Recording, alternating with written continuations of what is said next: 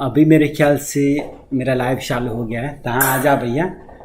तो ये live session में भैया हमें को जो 37 क्वेश्चन मिले हैं आखिरी 6 महीने में भैया, ये इंडिया वाइल्ड फिल्म चैनल और इसी चैनल पे भैया। तो रियल एस्टेट के बारे में मैं आपको सब के सब क्वेश्चनों के भैया आंसर दूंगा कि यहाँ पे रिपेयरिंग का क्या खर्चा होता है, नोटरी का कितना खर्चा होता है भैया, यहाँ पे अगर आपके पास पैसे कम है तो कैसे बिजनेस कर सकते हैं, बैंक का लोन कैसे अप्रूव करवाए भैया, और अपना क्रेडिट स्कोर कैसे बनाए। बहुत ही अच्छे अच्छे क्वेश्चन का मैंने 37 क्वेश्चन मैंने उस चैनल पे आए, उसके मैं सभी के सभी क्वेश्चनों को आपको आंसर देने की कोशिश करूँगा भैया।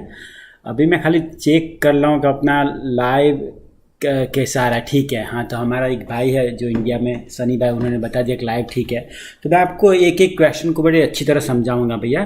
तो पहला क्वेश्चन है भैया, सब लोग हमको पूछते हैं कि ये मकान खरीदने के लिए क्या राइट टाइम है कनाडा अमेरिका में भैया? कभी भी पैंडेमिक है, अभी इंटरेस्ट रेट भी काफ़ी चेंज हो रहा है भैया, तो ये क्या सही में ठीक समय है मकान खरीदने के लिए कि हमको रुक जाना चाहिए, क्या करना चाहिए? तो मैं बताता हूँ अपना एक्सपीरियंस भी, हमारे इंडिया में भी रियल एस्टेट का और यहाँ क्या भी मैंने क्या सीखा। मकान खरीदने के लिए भाई कोई भी टाइम है ना भैया, राइट या रॉन्ग, ये it is a very bad question, क्योंकि हर टाइम राइट है अगर आपने अपना कैलकुलेशन सही किया है भैया। रियल एस्टेट में एक ही चीज़ चलता है कि अगर आपका कैलकुलेशन सही है, आपके पास सही राइट अमाउंट ऑफ मनी है भैया, तो any time is right time. आपको अच्छा डील मिल रहा है कहीं पे भी भैया, तो even in the middle of the night वो अच्छा ही टाइम है। वो टाइम से और रियल एस्टेट से उसे कोई मतलब नहीं पड़ता भैया। और मैं क्या सोचता हूँ भैया पता है, स्पेशली क्यूबेक और कनाडा के लिए भैया, कभी राइट टाइम क्यों है पता है भैया? क्योंकि यहाँ पे जनवरी 22 में नया इवैल्यूएशन आएगा, लेकिन ये सितंबर में ये सभी म्यूनिसिपल इवैल्यूएशन यानी म्यूनिसिपल सभी हाउसों की वैल्यू भैया अपडेट हो जाएगी।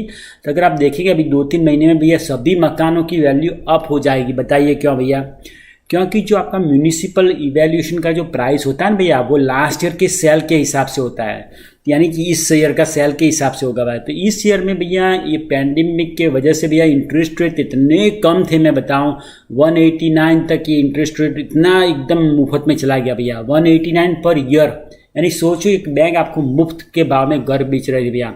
एक मकान जो नहीं बिक रहा था उनके लिए 20-20 ऑफर आई थी भैया। हमारी एक अच्छी सी दोस्त है, उसने एक मकान बेचने के लिए रखा था 3,02,000 में भैया, तो उसका मकान 5,22,000 में बिचा, क्योंकि उसके मकान के लिए करीबन उसको 14 या 15 ऑफर आई थी भैया, बीडिंग वॉर हो गया था। तो ये हालत थी। तो यानी कि मकान के प्राइस से उसका देखिए 70-80% उसके प्राइस से ज़्यादा बड़ा बिका है। तो म्यूनिसिपल इवैल्यूएशन उस पर बेस होता है, यानी कि जिस मकान की वैल्यू आज $1,00,000 है भैया, तो अगले साल उसी मकान की वैल्यू म्यूनिसिपल इवैल्यूएशन में उससे बढ़ जाएगी, क्योंकि ये पूरा सिटी का एवरेज लेके चलते हैं भैया। तो मैं तो बोलता हूँ अभी भी इतना बुरा नहीं है अगर आपके पास सही राइट अमाउंट ऑफ पैसे है भैया, आपके पास अच्छी सी सेट जॉब है और आपको मालूम है कि आप यहाँ पे रहने वाले हैं कनाडा में भैया। तो मैं बोलता हूँ अगर आपने 5-10 हज़ार बैंक में रहेंगे तो आपको कुछ नहीं मिलेगा। जो भी आपको यहाँ पे कनाडा में और अमेरिका में रहते हैं उनको तो मालूम होता है भैया, यहाँ पे चेकिंग अकाउंट में $1 भी आपको इंटरेस्ट नहीं मिलेगा भैया। स्टॉक मार्केट अभी इतना वॉलेटाइल है भैया, मैं आपको बताता हूँ मेरा स्टॉक कितना डाउन है आज का मैं बताता हूँ। खाली ये याहू फाइनेंस की मैं बताता हूँ, मैं अपना होल्डिंग्स नहीं दिखाता हूँ। ये देखिए मैं अपना होल्डिंग्स नहीं दिखाता हूँ, मैं उसको छुपा के देखता हूँ। आज का देखिए भैया, खाली आज का देख रहा है भैया, 9,000 इतना सारा डाउन है, यानी कि वॉलेटिलिटी इतनी हाई है स्टॉक मार्केट में। मैं बोलता हूँ कि आपके पास अगर 5-10-15 हज़ार है भैया, उसको पकड़ के बैठ जाइए। स्टॉक मार्केट से तो दूर रहिए भैया। रियल एस्टेट एकदम सेफ इन्वेस्टमेंट है। अगर आप देखिए आखिरी 10-15-20 सालों का रिकॉर्ड भैया, 3% हर साल ऊपर चढ़ता ही जा रहा है भैया। तो मैं तो बोलता हूँ ये राइट टाइम है भैया, आप नेगोशिएट बराबर कीजिए। और मेरा एक ही टैक्टिक्स है, मैं हमेशा ऑफर पे ऑफर देता ही रहता हूँ भैया, अपना ही भाव पकड़ के रखने का, सामने वालों को जरा भी लिफ्ट नहीं देने का भैया। आपका 15 ऑफर फेल हो जाए तो भी डिस्करेज नहीं होने का, आपको वही ऑफर पकड़ना है कि जिसमें आपको 2 पैसे मिले। यानी कि ये अभी मकान खरीदने के लिए बहुत ही अच्छा टाइम है अगर आपके पास राइट टाइम का प्रॉपर्टी है, राइट अमाउंट ऑफ मनी है, 5 या 10% आपके पास है बैंक में भैया, और एक प्रॉपर्टी आपको मकान यानी ओवरऑल वैल्यू से सस्ते भाव में मिल रहा है भैया। और don't forget you are making profit when you are buying है। जब सेल करने जाओगे तो आप पैसे नहीं बनाते हो, यानी बाइंग पे ही आपको बहुत ही लो जाना है भैया। तो अभी मैं क्वेश्चन नंबर 2 पे आता हूँ भैया कि अभी यहाँ पे कनाडा में इंटरेस्ट रेट कितना चल रहा है बैंक लोन का भैया। मैं बताता हूँ, मेरा ये आखिरी डील हुआ उसको है ना भैया 2.24 मेरे को दिया, 2.24 5 ईयर फिक्स। जब मेरा पहला डील हुआ था 179 189 जी भैया, कोरोना का शुरुआत हुआ। ये 5 ईयर फिक्स का बोलता हूँ भैया। और ये 10 ईयर फिक्स का इंटरेस्ट रेट मेरे को 2.69 है। और ये मैं बताता हूँ, जो लोग नए आए हैं इंडिया में उनको बताता हूँ ये फिक्स और वेरिएबल इंटरेस्ट रेट क्या होता है भैया। फिक्स इंटरेस्ट रेट होता है कि यानी 5 साल तक आपका इंटरेस्ट रेट वही का वही रहेगा और हम वही खरीदते हैं, क्योंकि जो भी मैं प्रॉपर्टी खरीदता हूँ मैं ले बेच में मानता ही नहीं भैया। I don't have a time for it. Flip करना अपना काम नहीं है भैया, ये सब कबाड़ी लोगों का काम है। मैं तो खाली बहुत ही बढ़िया रियल एस्टेट का पोर्टफोलियो बना रहा हूँ, बढ़िया सा भैया, यानी कि अपनी बात अपना फैमिली भी उसके आराम से रह सके भैया। तो अगर आपको अच्छा सा लॉन्ग टर्म देखें ना भैया, तो 5 या 10 ईयर फिक्स लेंगे ना, तो आपको मालूम है कि आपका 5 साल तक इससे हफ्ता बढ़ने वाला है नहीं। आपको you can have a very good long vision. अगर आपने वेरिएबल इंटरेस्ट रेट लिया ना भैया, तो अभी आपको 1.50 1.61 ऐसे हिसाब से मिल जाएगा, आपको एक टका कम मिलेगा। लेकिन यह मत भूलिए कि वेरिएबल हर महीने पे चेंज होता है, और वो जब भी आपका वेरिएबल इंटरेस्ट रेट बढ़ा भैया, तो आपका ये पूरा नफा नुकसान खा जाता है और आपका पूरा का पूरा बैलेंस हिला देगा भैया। वेरिएबल किन के लिए है पता है जी? जो मकान लेके अभी का भी बेचना चाहते हो भैया, उनके लिए है, क्योंकि वेरिएबल इंटरेस्ट रेट लेने से आपको पनिशमेंट नहीं होती है। जैसे कि हमारा 5 ईयर फिक्स है, एक प्रॉपर्टी भी हमारा 10 ईयर फिक्स है भैया, तो 10 ईयर फिक्स इंटरेस्ट रेट होगा भैया, तो हम उसको 10 ईयर्स से पहले उसको बेच दिया मकान को, तो बैंक वाले हमको पेनल्टी मारेंगे कि हमने आपको इतना बढ़िया रेट दिया था, आपने 10 साल के रेट लिया और आपने 5 साल में बेच दिया, तो हमको थोड़ा सा पेनल्टी मिलेगा भैया। लेकिन मैं बोलता हूँ भैया, अभी मकान का एप्रिसिएशन इतना हाई होता है, आपको मकान में ही आपको 25-50 हज़ार डॉलर मिल रहा है भैया, तो 3-4 हज़ार का पेनल्टी के लिए हम लोग डरते नहीं है भैया। मैं तो बोलता हूँ फिक्स लिए भैया, ताकि आपको अगर कुछ हो जाए तो आपके फैमिली वालों को भी इतना टेंशन नहीं रहे भैया। फिक्स लेने से इतना ज़्यादा है भैया। तो ये फिक्स क्या लॉन्ग टर्म पोर्टफोलियो वाले हैं। अगर आपने कोई मकान रिनोवेशन करके बेच के तुरंत का तुरंत बेच देना भैया, तो उसको वेरिएबल लीजिए, यानी कि 1 या 2 महीने में उसका कबड़ा कर दीजिए भैया। तो अभी ये तीसरा की क्वेश्चन मैंने उसका जवाब दे दिया कि which interest rate should you take. आपको किस टाइप का इंटरेस्ट रेट लेना चाहिए, फिक्स लेना चाहिए नहीं तो वेरिएबल लेना चाहिए भैया। मैं तो बोलता हूँ अगर आप मेरी तरह रियल एस्टेट पे लॉन्ग टर्म पोर्टफोलियो होल्ड करना है तो फिक्स लीजिए। अभी उसको फ्लिप करने की सोच रहे हो, नहीं तो साल 2 साल 5 साल में बेचने की सोच रहे हो, तो वेरिएबल लीजिए, ताकि आपका पनिशमेंट नहीं हो भैया। तो देखिए हमारे घर में कितना बढ़िया सा पेड़ पौधे लगा रखे हैं भैया। तो अभी और तीसरा क्वेश्चन है, आपको ये बताता हूँ कि ये चौथा क्वेश्चन को, what type of property should we buy. हमको किस टाइप का प्रॉपर्टी खरीदना चाहिए भैया। मैं बोलता हूँ भैया, ये जैसी ये क्रिकेट का बल्ला है ना, ऐसे आपको खेलना है, जैसी गेंद है ना उसको ऐसे मारना है भैया। मैं आपको बताता हूँ, मैं पर्सनली भैया, मेरे को कॉन्डो बहुत ही अच्छा लगता है, क्योंकि कॉन्डो में बहुत ही कम रिनोवेशन, कुछ लफड़ा वफड़ा नहीं है भैया। एक बार किराए पे दे दिया, बात खत्म, आप अपने काम पे, वो किराएदार के काम पे भैया, तो कुछ भी लफड़ा नहीं है। अगर आपने सिंगल फैमिली होम लिया, नहीं तो डुप्लेक्स लिया, ट्रिप्लेक्स लिया, मल्टीप्लेक्स लिया भैया, depends on if it is a brand new construction, then you don't have to worry about it. But if it is a 50 or 60-year-old building, okay, especially with the duplex, I have seen many times, there is a water going in the basement, and there is a gutter of village, and there is a walls are not strong, insulation is not good, there is always a little problem here and there, okay। तो ये अगर ये duplex और triplex में आपको देखना भैया, window सभी चीज़ों का खर्चा होता है। एक विंडो का आपको 1000 रख के चलना है भैया। ये रूफ का सब आपके दिमाग पे ये टेंशन है, कुछ भी टूटा बागन आपको पैसे से, पॉकेट से पैसे निकाल के तुरंत देना पड़ेगा, ये डुप्लेक्स ट्रिप्लेक्स में भैया। कॉन्डोमिनियम में क्या, एक बार आपने महीने का कॉन्डोमिनियम का फीस दे दिया, यानी कि मेंटेनेंस फी भैया, आपको कुछ चिंता नहीं करने की। वो रूफ का भी रिपेयरिंग करेंगे, कुछ भागा टूटा, वॉशिंग मशीन सब का सब फिक्स कर देंगे भैया। वो आपके एक मैनेजर जैसे, वो सब देखभाल करते हैं, आपको खाली महीने का महीना किराया ले देने का भैया। तो what type property should you buy. For me, I like to have a lots of small properties, okay, 1,00,000, 2 lakh, 5 lakh, 2 lakh, 5 lakh के करीब मैं उसके चक्कर में घूमता रहता हूँ।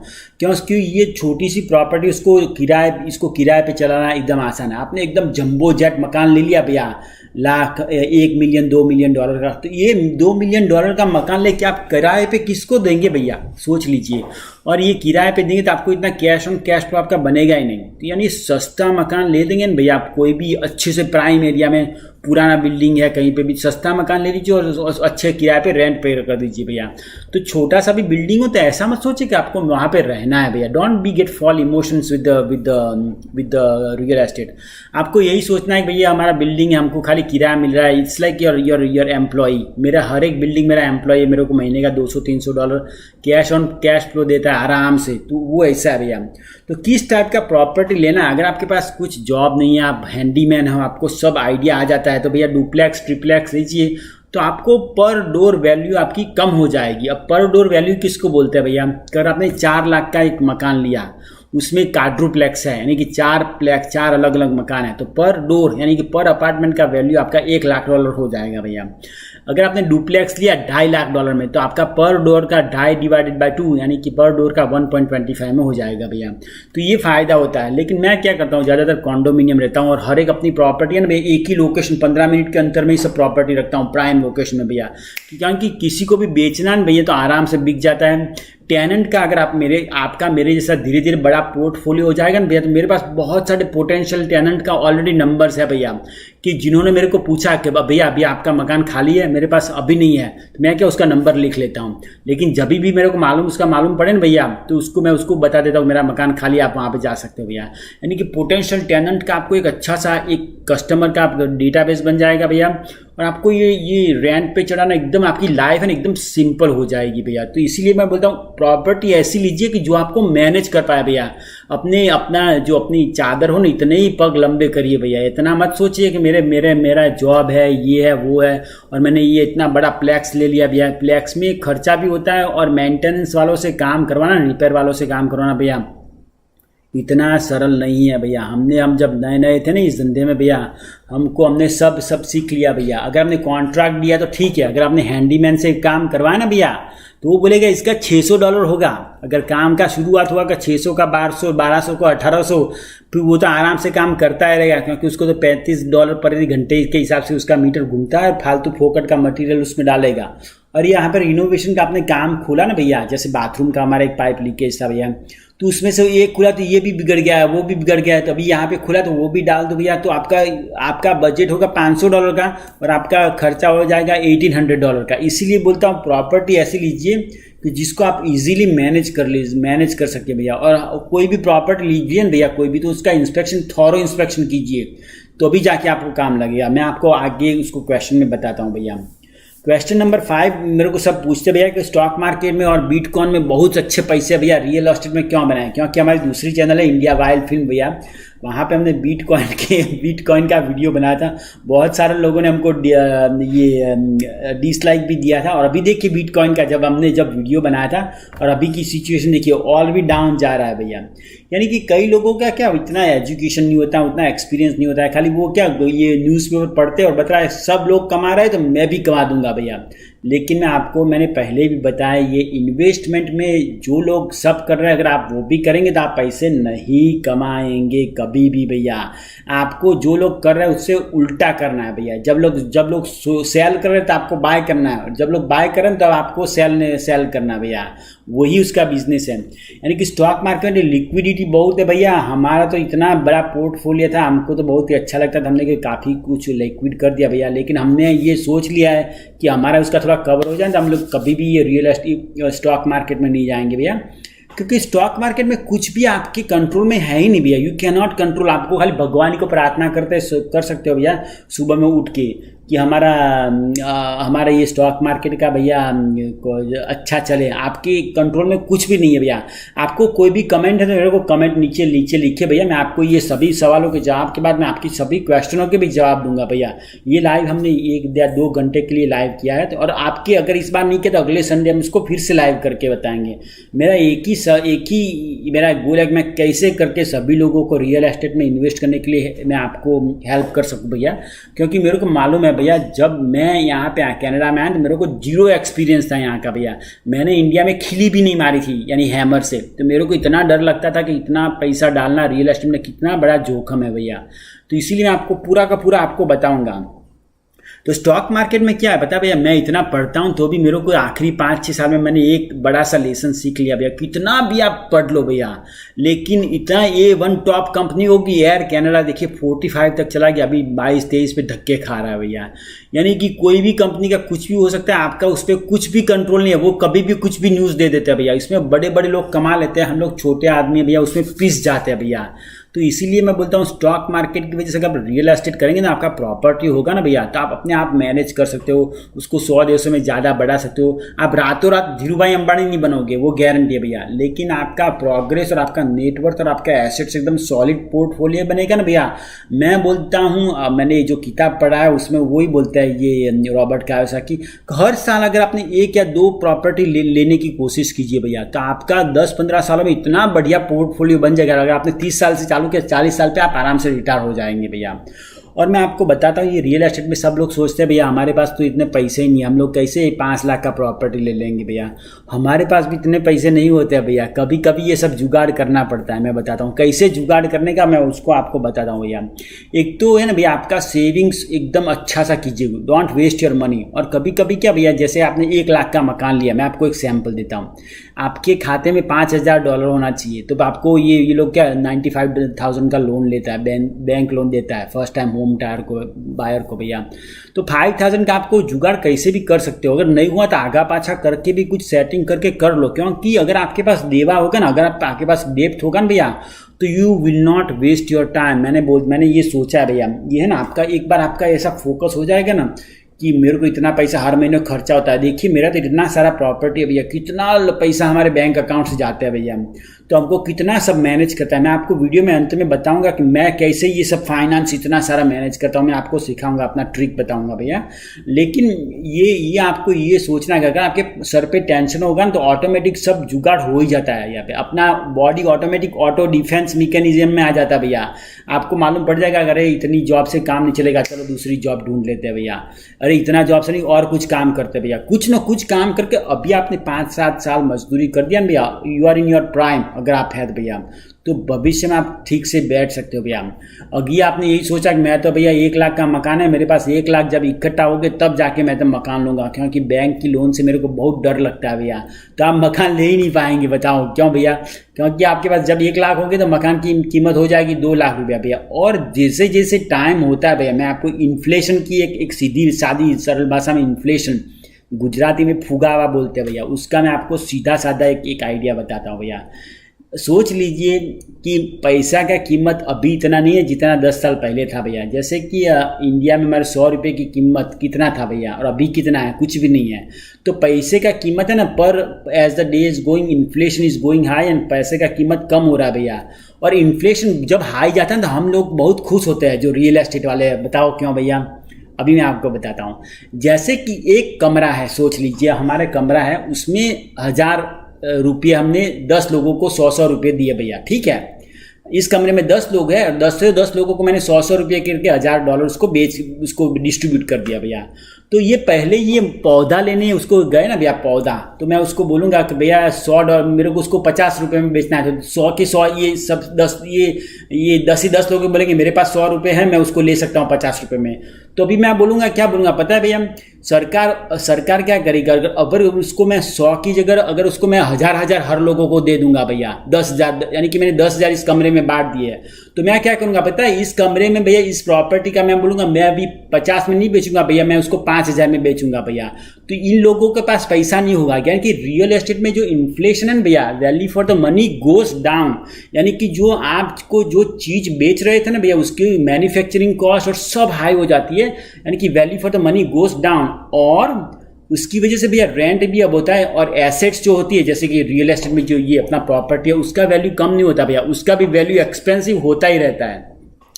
क्योंकि जिस मकान का, जैसे कि मेरा 10 ईयर फिक्स लोन है भैया, सही है, तो उसका मेरा बैंक का हफ्ता आता है, मान लीजिए 500 पर मंथ मेरा हफ्ता आता है भैया, तो मेरा 500 पर मंथ का हफ्ता वही का वही रहेगा भैया। लेकिन जैसे जैसे टाइम बढ़ेगा ना भैया, मैं ये अपना अभी किराया मेरे ख्याल से 1100 में दिया है, मैं उसको अगले ये टेनेंट जैसे निकलेगा मैं उसको 1300 में किराए में डालूंगा भैया। तभी 2-4 सालों में सोच लीजिए भैया, अभी हमारा मेरे ख्याल से $292 कुछ मिलता है हमको उस प्रॉपर्टी पे भैया पर मंथ, आफ्टर ये mortgage, home insurance, loan bond सब निकाल के $292 हम अपने पॉकेट में डालते हैं। 2 साल के बाद भैया हमको 292 की जब 492 डालेंगे भैया। यानी कि जैसे जैसे पैसे का वैल्यू है ना भैया ये कम होता है ना, उसमें जो रियल एस्टेट यानी जो एसेट्स है ना वो आपकी बढ़ती रहेगी। आप कुछ करेंगे नहीं ना तो भी ऑटोमेटिक आप पैसे वाले बन जाएंगे भैया। अभी मैं आपको अगला क्वेश्चन देता हूँ कि भैया एजेंट कितना कमीशन लेता है रियल एस्टेट में भैया। तो यहाँ पे एक आपको ये सोच ली कि रियल एस्टेट में जो आपका है ना आपको एजेंट को $1 का कमीशन देने की ज़रूरत नहीं है, क्योंकि ये कमीशन सेलर्स देते हैं भैया, बायर्स को नो कमीशन है। लेकिन ये सोच लीजिए कि जो एजेंट होता है ना भैया वो आपके लिए काम नहीं करता भैया। एजेंट है ना वो हमेशा भैया ये सेलर्स के लिए काम कर सकते हैं। यानी ये मत सोचिए कि वो आपको सही इन्फॉर्मेशन हर बार दे रहा है, यानी कि double checking, because he is working for the seller और सेलर उसका मालिक है और वो उसको पगार दे रहा है भैया। तो ये आपको बड़ा ध्यान रखना है भैया कि एजेंट का कमीशन कुछ भी नहीं है, लेकिन आपको उसको बराबर डबल चेक करके सब चेक भी करना है कि आपको सही इन्फॉर्मेशन दे रहा है भैया। तो 7वां क्वेश्चन मेरे को सब पूछ रहे भैया एजेंट क्या नेसेसरी है भैया। तो मैं उसको क्वेश्चन मैं आपको उसका अभी ये कमेंट में पढ़ रहा हूँ दूसरे कंप्यूटर पे भैया, तो मैं आपको उसके भी जवाब देता हूँ भैया। तो आपको ये मकान खरीदने के लिए एजेंट का कोई ज़रूरत है भैया? मेरा खुद का एक्सपीरियंस एक इतना बुरा एक्सपीरियंस है मेरे को भैया, तो मैं बताता हूँ। यहाँ पे क्यूबेक में ड्यू प्रॉपर्टी नहीं तो कीजीचे पे भी बहुत सारे लोग मकान रखते हैं भैया। और ये सेलर क्यों रखते हैं पता है? ताकि उनको ये एजेंट का पैसा नहीं देना पड़े, इसके लिए भैया। तो मैं एक प्रॉपर्टी देखने गया और प्रॉपर्टी में ऐसा लगा था 2 गराज है भैया, बहुत बड़ा स्टोरेज है और मकान में एकदम फर्स्ट क्लास है। तो मैंने देखा अरे ये तो एकदम फर्स्ट क्लास है भैया। और मेरे को काफ़ी एक्सपीरियंस है भैया सब डॉक्यूमेंट चेक करने का, मेरे को मालूम पड़ जाए कि डॉक्यूमेंट सही है कि नहीं है भैया। अभी इतना एक्सपीरियंस तो हो गया, फ्रेंच इंग्लिश में कोई भी भाषा में है भैया। तो मैंने ये प्रॉपर्टी के सब डॉक्यूमेंट चेक किए तो मेरे को ठीक ही लगा। लेकिन मैंने उसका म्यूनिसिपालिटी में पूछा तो उसको इसने बोला कि नीचे जो बेसमेंट का स्टोरेज है वो 3 के डिवाइड में आता है भैया। और ये भैया मेरे को बोल रहा था कि ये खुद का स्टोरेज है। तो आई did not believe him. Okay. और दूसरी चीज़ उसने मेरे को बोला कि मेरे को 2 पार्किंग है। तो प्रॉपर्टी में मैं घूमने गया तो मेरे को मालूम पड़ा कि यहाँ पे ट्रिप्लेक्स था और ट्रिप्लेक्स में 3 लोग, हर लोगों का एक पार्किंग है। और जो एक स्पेयर पार्किंग था वो विजिटर पार्किंग था भैया। और वो विजिटर पार्किंग में वो भैया ऐसा बोल रहा था कि ये पार्किंग हमारा है, लेकिन वो क्या है यहाँ पे कोई विजिटर आता नहीं था, उसके लिए उसकी वाइफ की भी गाड़ी वहाँ पे लगा रखी थी। लेकिन ऑन पेपर भैया वो विजिटर पार्किंग था और वो भैया मेरे को 2 पार्किंग बता के बेच रहे थे भैया। तीसरा चीज़ मेरे को क्या लोचा लगा पता है? जो यहाँ पे इंडिया में जैसे है ना, पता नहीं होता है कि नहीं होता है, लेकिन यहाँ पे 2 नक्शे होते हैं, दो मैप होते हैं प्रॉपर्टी खरीद। जैसे आपने कॉन्डोमिनियम खरीदा तो पूरा कॉन्डोमिनियम का मैप होता है कि इसका इतना स्क्वायर फुट है। और इनसाइड द कॉन्डोमिनियम का भी म्यूनिसिपल अप्रूवल प्लान, उसको बोलते हैं certificate the localization of the party प्रिवाती, उसको यानी कि प्राइवेट पार्ट का उसका मैप होता है। तो ये भाई के पास वो नहीं था, क्योंकि उसने ये मकान हराजी में लिया था, यानी कि फोरक्लोजर था। मैंने उसको बताते ही भैया ने क्या किया, मेरे को अपने आप ही बना के भेज दिया। मैंने बोला ऐसा नहीं चलता है भैया, इसको आपको आर्जेंटर के पास जाके मकान का नक्शा बना के लाइए मेरे पास। तो उसका होता है $1800। तब भैया बोले तो अभी तो हमसे तो नहीं होगा, और मेरा पूरा डील लफड़े में पड़ गया। फिर मैंने इंस्पेक्शन किया तो सब बारी का भी लफड़ा था। और मेरे को क्या पता भैया, हम लोग ऑनेस्ट आदमी हैं, मेरे को जो भी आदमी को मैं जो माल बेचता हूँ नहीं तो जो खरीदता हूँ भैया, हम लोग को हमेशा उसको रियल एस्टेट में साफ साफ बता के बेचना भैया। कब छुपाएंगे बुपाएंगे, उसमें बिजनेस करने में मज़ा नहीं आया। तो इस प्रॉपर्टी के पीछे मैंने 2 महीने मेहनत किया भैया। मैंने उसका इंस्पेक्शन करवाया, उसका भी खर्चा लगा भैया। मैंने धक्के भी खाए भैया मॉन्ट्रियल से, मेरा दिमाग घूम गया भैया। मतलब बोले ये क्या लफड़ा है। और वो मेरे को क्या बता रहा था पता है, एक और मेरे को किस चीज़ पे मेरे को बड़ा गुस्सा आया उस पर। मेरे को ये भाई बोला था कि ये एयरबीएनबी में आता है, और मेरे को ये इनको ऐसा लगा कि मैं अभी कल मेरा जन्म कल हुआ है भैया। तो मैंने डायरेक्ट म्यूनिसिपालिटी में फ़ोन किया तो भैया ये एयरबीएनबी में आता है? बोले नहीं, ये एयरबीएनबी में नहीं आता है, 2 मकान दूर से एयरबीएनबी का जोन चालू होता है। यहाँ पे क्यूबेक कनाडा में भैया हर एक चीज़ का जोनिंग होता है, इंडस्ट्रियल का, ये एयरबीएनबी का, रेसिडेंशियल का भैया। तो ये एयरबीएनबी में नहीं, उसके 2 मकान दूर पे जाता था। आप एयरबीएनबी वहाँ पे कर सकते हो, लेकिन इलीगल है भैया। और मेरे को इलीगल काम में कोई इंटरेस्ट नहीं है भैया। हमारा आई हैव अ बिगर विजन और फॉलो द रूल्स रेगुलेशन, ये मेरा जीवन का बहुत इंपॉर्टेंट। मेरे को रातों की नींद गंवाने में कोई फ़ायदा नहीं है भैया। तो मैंने ये ड्रिल ड्रॉप कर दिया, लेकिन उसमें मेरा टाइम बहुत इंपॉर्टेंट। मैं अपने घंटे का भैया $150 के हिसाब से चलता हूँ भैया। तो इस प्रॉपर्टी के पीछे मैंने करीबन 20 घंटे मेहनत किया होगा भैया। तो मेरा $3000 वहाँ पे गया भैया, इंस्पेक्शन करके किया। और मेरा दिमाग गया और मैंने बोला सोचा भैया प्राइवेट में तो काम ही नहीं करना। मैं तो आपको भी बोलता हूँ भैया, अगर प्राइवेट डील हो ना भैया तो उसको डबल चेक कीजिए कि सब डॉक्यूमेंट उसके पास सही है कि नहीं है भैया, नंबर 1। क्योंकि यहाँ पे कई डॉक्यूमेंट के बिना भी नोटरी हो जाती है, लेकिन अगर आपने नक्शा बनवाने गए तो उसका आपका $1500 हो जाएगा, तो आपको एडिशनल खर्चा देना पड़ेगा भैया। दूसरा क्या, उसके पास ये डॉक्यूमेंट के उसके सब ने टैक्स भरा कि नहीं भरा, ये सब लफड़े होते हैं। मैं तो बोलता हूँ एजेंट रखिए भैया, आपको एज अ बायर आपको कुछ देना भी है नहीं है नंबर 1, लेकिन आपको अपनी होशियारी से नेगोशिएशन बड़ा पावरफुल करना है। और नेगोशिएशन अगर आपको पावरफुल करना है भैया, तो उसके लिए आपके पास हमेशा हाथ में 6-7 डील रखिए भैया। मेरी तरह मैं कोई ना कोई डील देखता ही रहता हूँ भैया, और मैं उसको देख रहता हूँ कि कौन सी डील किसको ऑफर करे, किसको ऑफर नहीं करे भैया। तो अभी बहुत सारे लोगों ने हमको ये अच्छी चीज़ डाली है भैया। कपिल देव भाई है, हमारे सनी भाई है, ये विहार लाद है, जावेद करीम भाई है, ब्रॉन्ज गेमिंग है, करण भाई कूल, बस मजा माचो करण भाई एकदम। तो मैं अभी उसका क्वेश्चन का और आगे देता हूँ भैया कि ये प्राइवेट सेल में मैं इतना इंटरेस्ट नहीं लेता हूँ। मैं तो आपको भी बोलता हूँ भैया, प्राइवेट सेल में इतना मज़ा नहीं आता है। आप ऐसे ऑफिशियली जो रियल्टर के वाया थ्रू जाते हैं वो आपको अच्छा सा प्रोसेस बताता है, और बाय लॉस उसमें कोई छटकबारी नहीं होता है भैया, उसमें ही जाना चाहिए भैया। जो नॉर्मल क्वेश्चन सब लोग बताते हैं यहाँ पे कनाडा में मकान खरीदने का पूरा प्रोसेस कैसा है भैया। देखिए हमारा कुत्ता पीछे आलस खा रहा है, देखा भैया, देख रहा है आपको हमारा कुत्ता, उसको बेचारे को बड़ा अच्छा लगता है बाहर घूमने जाने में। एनीवे, सो मैं ये मकान खरीदने का आपको मैं पूरा का पूरा प्रोसेस बताता हूँ भैया। तो स्टेप नंबर 1 क्या होता है पता है भैया, मकान खरीदना है तो सबसे पहले आपको मकान विजिट नहीं करना है। स्टेप नंबर 1, सबसे पहले आप बैंक पे जाइए। बैंक के आपको अपना सैलरी का आखिरी 3 स्टेटमेंट दीजिए, आपका इनकम टैक्स का रिपोर्ट। अगर आप नए आए हैं तो भैया अपना इनकम टैक्स नहीं होगा, अगले साल से इनकम टैक्स का नहीं, तो 3 सैलरी का स्लिप लीजिए भैया।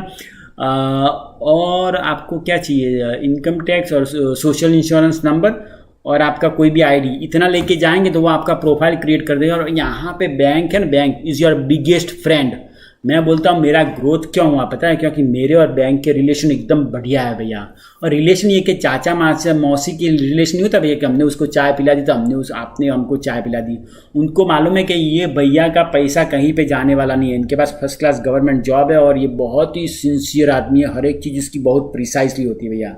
तो सबसे स्टेप नंबर 1 आप बैंकर के पास जाइए। और मैं तो बोलता हूँ कोई जो आदमी को ऑलरेडी एक्सपीरियंस है भैया, कोई बूढ़ा हो, मेरे को तो अच्छे बूढ़े लोग बड़े अच्छे लगते हैं भैया, उनके पूरी लाइफ का उनका एक्सपीरियंस, उनको सीधी सच बात बताइए। No games, no nothing. मेरे को ये मकान खरीदना है, मेरे पास इतने पैसे है, बैंक में इतना बैलेंस है, मेरा टोटल नेटवर्थ यहाँ पे इतना है, इंडिया से अगर तो इंडिया में मेरे पास इतने पैसे होंगे करीब कर, उसको बताइए कि आपके पास करीब इतने पैसे है भैया, तो मेरे को मैक्सिमम कितना लोन दे सकते हैं। तो इसका आधा घंटा 1 घंटा चेक करके आपको तुरंत बता देंगे कि आपको अभी है ना $1 लाख का नहीं तो $2 लाख का हम लोग लोन दे देंगे तुरंत ही भैया। तो ये पेपर आपको, ये PDF फॉर्मूला आपको ईमेल में भेजा कि उसको प्रिंट करके अपने साथ खीसे में रखिए भैया। दूसरा नंबर पे वो अगर आपका हो जाए तो स्टेप नंबर 2 है इंटरनेट पे जाइए और रियल्टर नहीं तो सांत्रिस नहीं तो जो वेबसाइट है वहाँ पे सब प्रॉपर्टी देखना शुरू कर दीजिए और सोचिए कि आपको क्या गोल है आपका, आपको उस प्रॉपर्टी में रहना है फैमिली के साथ, कि आपको रेंटल करना है भैया। ऐसा जरूरी नहीं था आपको जो भी प्रॉपर्टी पहला खरीदे उसमें रहना जरूरी है भैया। अगर आप पहली प्रॉपर्टी आपको रेंट पे चढ़वानी है तो आपको 20% ऑलवेज डाउन पेमेंट करना पड़ेगा। अगर आप उसमें रहने वाले हैं तो आपको उसको 5% उसका डाउन पेमेंट करना है। तो स्टेप नंबर 2 है भैया इंटरनेट पे उसको सर्च कीजिए भैया कि प्रॉपर्टी कैसे है। मेरी जो दूसरी चैनल है इंडिया वाइल्ड फिल्म पे, मैंने उसमें बड़ा अच्छा कैलकुलेटर डाला हुआ है भैया, तो वहाँ पे जाके चेक करिए कि cash on cash flow, cap rate कितना है आपका और आपका कितना आपका प्रॉफिट होता है भैया। ये 3 चीज़ मैं हमेशा चेक करता हूँ। मैं आपको बताता हूँ मैं जो 3 चीज़ चेक करता हूँ भैया। कैश ऑन कैश फ्लो किसको बोलते हैं पता है भैया? उसको ये बोलता है कि जैसे आपने 1 लाख, जैसे आपने $5,000 आपने रोके थे, $5,000 पे आपको महीने का कितना पैसा मिल रहा है, उसको कैश ऑन कैश बोलते हैं भैया। फिर आपको प्रिंसिपल पे डाउन कितना होता है, हर महीने में जैसे आपने हफ्ता भरा भैया $500, तो $500 ये आपका मॉर्गेज कौन भरेगा? आपका टेनेंट भरेगा भैया। तो उसमें से आपको कितना फायदा है वो देखिए। और कैप रेट किसको बोलता है भैया? कि आपने 1 लाख का जैसे लोन लिया तो उस पर आपको कितना पैसा मिल रहा है भैया। और कैप रेट से आपको ओवरऑल मालूम पड़ता है कि अगर आपने पूरा प्रॉपर्टी कैश में लिया होगा तो आपको कितना पैसा मिलेगा भैया।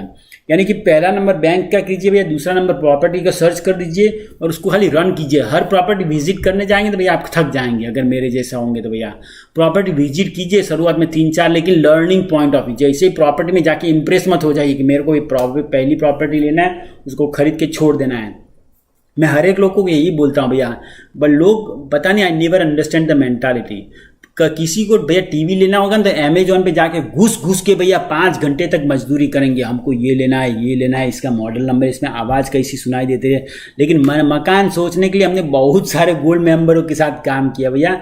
सभी लोगों को एक हफ्ते में ऐसा लगता है एक ही हफ्ते में उनको मकान ले लेना है भैया। मकान लेना है ना भैया, एकदम शिकारी जैसा काम है, शिकारी जैसा।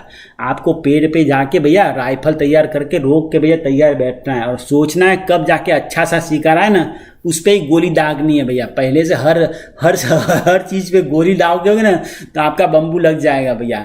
यानी कि हमेशा विजिट कीजिए और जस्ट लर्न। और मैं हमेशा सब लोगों को बोलता हूँ कि कोई भी प्रॉपर्टी में भैया इमोशनल अटैचमेंट जरा भी मत रखिए। This is the game of the money and calculation. Okay, visit कीजिए, विजिट के बाद आपको अच्छा लगे भैया तो उसको ऑफर दीजिए। ऑफर कहीं अगर आपको इसका पूरा एक्सपीरियंस नहीं है भैया, आपको ये आइडिया नहीं है, तो आप मेरे को कभी ये दूसरी चैनल पे जाके गोल्ड मेंबरशिप लेंगे ना भैया, आपको मैं उसका $150 चार्ज करते हैं भैया। उसमें मेरे ख्याल से $110 और $120 मिलते हैं। उससे क्या भैया, मैं बोलता हूँ महीने के 2 या 3 बार आप मेरे से बात कर सकते हैं, लेकिन जब आपका डील क्लोज होगा ना भैया तो मैं आपको डेली आधा घंटा, 1 घंटा, 2 घंटा, 5 घंटा, I will make sure that you are okay. So आपको जितना जरूर होगा इसके हिसाब से आप मेरे से बात कर सकते हो और मैं आपको पूरा का पूरा गाइडेंस दे सकता हूँ। बहुत सारे लोगों ने, हमारे ये गोल्ड मेंबर्स वालों ने ये कोरोना की पैंडेमिक में इंटरेस्ट रेट लो होने की वजह से बहुत सारे लोगों ने मकान लिया भैया।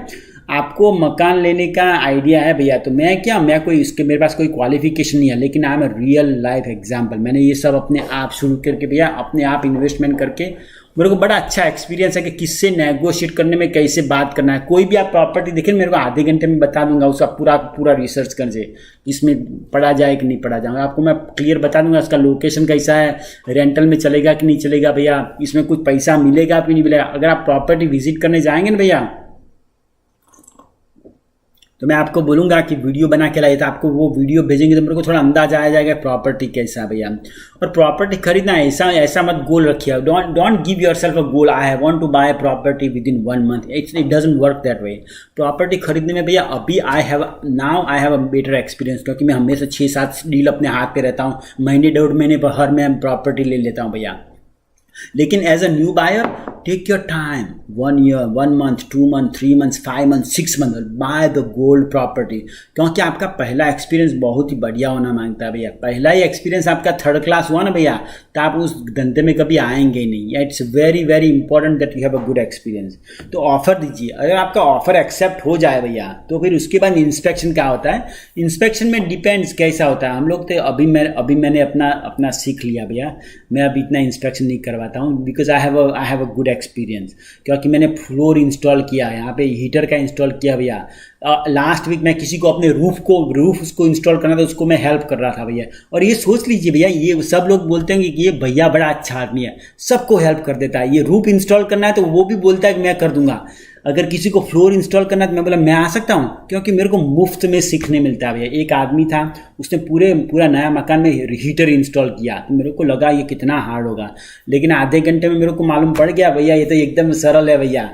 सोच लीजिए यहाँ पे बिना पढ़े लिखे अंगूठा छाप आदमी ऐसे काम कर सकते हैं भैया। हमारे इंडिया से तो बहुत ही अच्छे इंजीनियर डॉक्टर लोग आए हैं भैया, और यूट्यूब यूनिवर्सिटी में सबका सब देखने मिलता है भैया। आप रोना, होम डिपो कहीं पे भी जाओ तो वहाँ पे लोग अच्छी तरह समझाते हैं भैया आपको कि इसके बाद ये इक्विपमेंट ले जाइए और आप सब कर सकते हैं भैया। अगर आपके पास टूल्स नहीं हो ना भैया, टूल्स नहीं हो अगर आपके पास, तो मैं क्या करता हूँ, फेसबुक में फ्री मार्केट है भैया। फेसबुक में फ्री स्टफ, उसमें जाके सबका टूल का कलेक्शन कीजिए। अगर आपके पास गराज हो तो भैया सब टूल को बिल्डिंग कीजिए। अगर आपके पास कोई बड़ा टूल चाहिए, जैसे कि मेरे को अभी ये सैंडर चाहिए, एक अपार्टमेंट मैंने आखिरी अपार्टमेंट लिया ना भैया, अगर आपने मेरा दूसरा वीडियो देखा होगा तो मैंने अभी एक 155 में अपार्टमेंट उसका डील क्लोज किया भैया।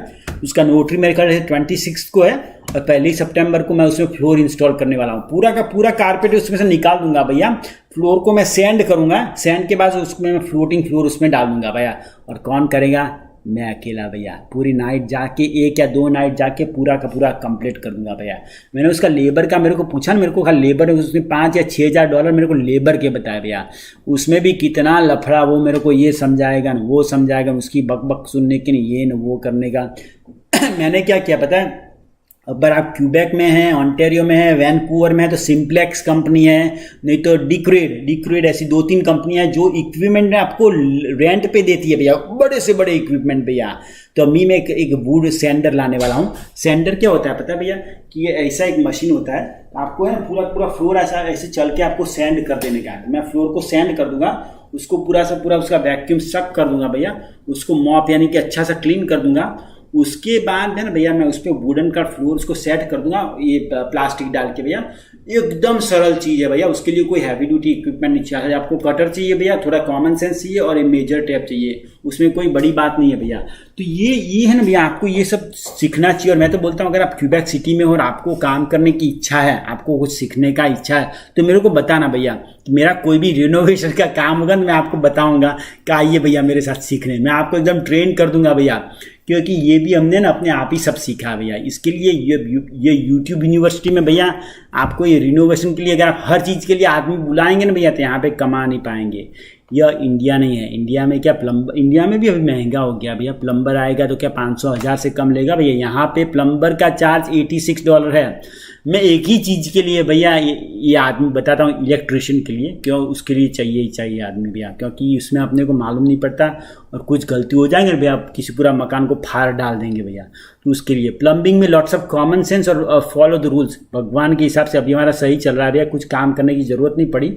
लेकिन ये इतना नॉट अ कॉम्प्लिकेटेड, कुछ भी छोटा मोटा इश्यू हो जाए भैया, हर चीज़ के लिए इक्विपमेंट मिलते हैं, डोंट वरी भैया। मेरे को ऐसा लग रहा था अरे इसमें इतनी बड़ी, अभी मैंने 15 इंच इतनी बड़ी दीवार में बड़ा सा होल डालना था भैया, ये ड्रायर का आउटलेट के लिए। मेरे को इतना बड़ा डर लग रहा, मैं मशीन लाया सिंप्लेक्स में से, होल डाल दिया भैया। और सीमेंट का प्लास्टरिंग तो कितना इजी है मालूम है ना भैया, अपने इंडिया में सब करते भैया, प्लास्टरिंग करके चकाचक काम कर दिया। सबको लगता है यार ये आदमी कैसा, इसको सब आता है, लेकिन मैं बोलता हूँ मैं खुद भी नर्वस ही होता हूँ भैया। इसके लिए इट्स नॉट हार्ड। तो पहला बैंक है, दूसरा आपने इंटरनेट पे सब चेक करना है, तीसरा विजिट करना है, फिर ऑफर देना है, फिर इंस्पेक्शन करना है। इंस्पेक्शन अगर आपका क्लीन हो जाए भैया, तब जाके अब जब भी मेरा अभी इंस्पेक्शन क्लीन हो गया, तो मैं बताता हूँ अभी मैं क्या रहा हूँ। तो मेरा पूरा टीम रेडी टू गो है भैया, मेरा नोटरी का टीम है, वो है वही नोटरी के पास जाता हूँ। उसको मेरे को कोई डॉक्यूमेंट देने की जरूरत नहीं, उसको मेरे को मालूम है कि भैया को काम काज एकदम प्रिसाइज ही है। मेरा नोटरी वाला रेडी है, बैंक में जो मैडम है वो मेरी वही मैडम, उनको मालूम है कैसा है। मैं तो 4 लोगों को मैं हर एक ईमेल में सीसी करता हूँ। मैं ईमेल में जो सीसी करता हूँ उसमें अपने एजेंट को सीसी करता हूँ भैया, अपने नोटरी को सीसी करता हूँ भैया, अपने बैंक वाली मैडम को सीसी करता हूँ भैया, और अपने ये रियल एस्टेट एजेंट को मैं, ये इंस्पेक्टर वाले भैया को मैं ये सीसी करता हूँ भैया। यानी चारों को मैं सेम पेज पे ही डालता हूँ भैया, ठीक है। तो बैंक में जाइए और उसको बताइए कि हमारा इंस्पेक्शन पास हो गया, आप हमको दूसरा लेटर देंगे, आपको bank will give you another final letter of approval. और ये अप्रूवल आपको फिर से ये सेलर को नहीं तो रियल एस्टेट एजेंट को देना है।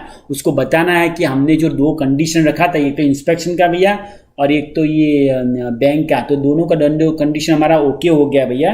तो अभी हमारे ये मकान करने के लिए फाइनल है भैया। तो बैंक अगर आप ये लेटर अपने रियल एस्टेट एजेंट को दिया, तो वो आपको एक्यूज द रिसेप्शन यानी एक्नॉलेजमेंट कॉपी देगा।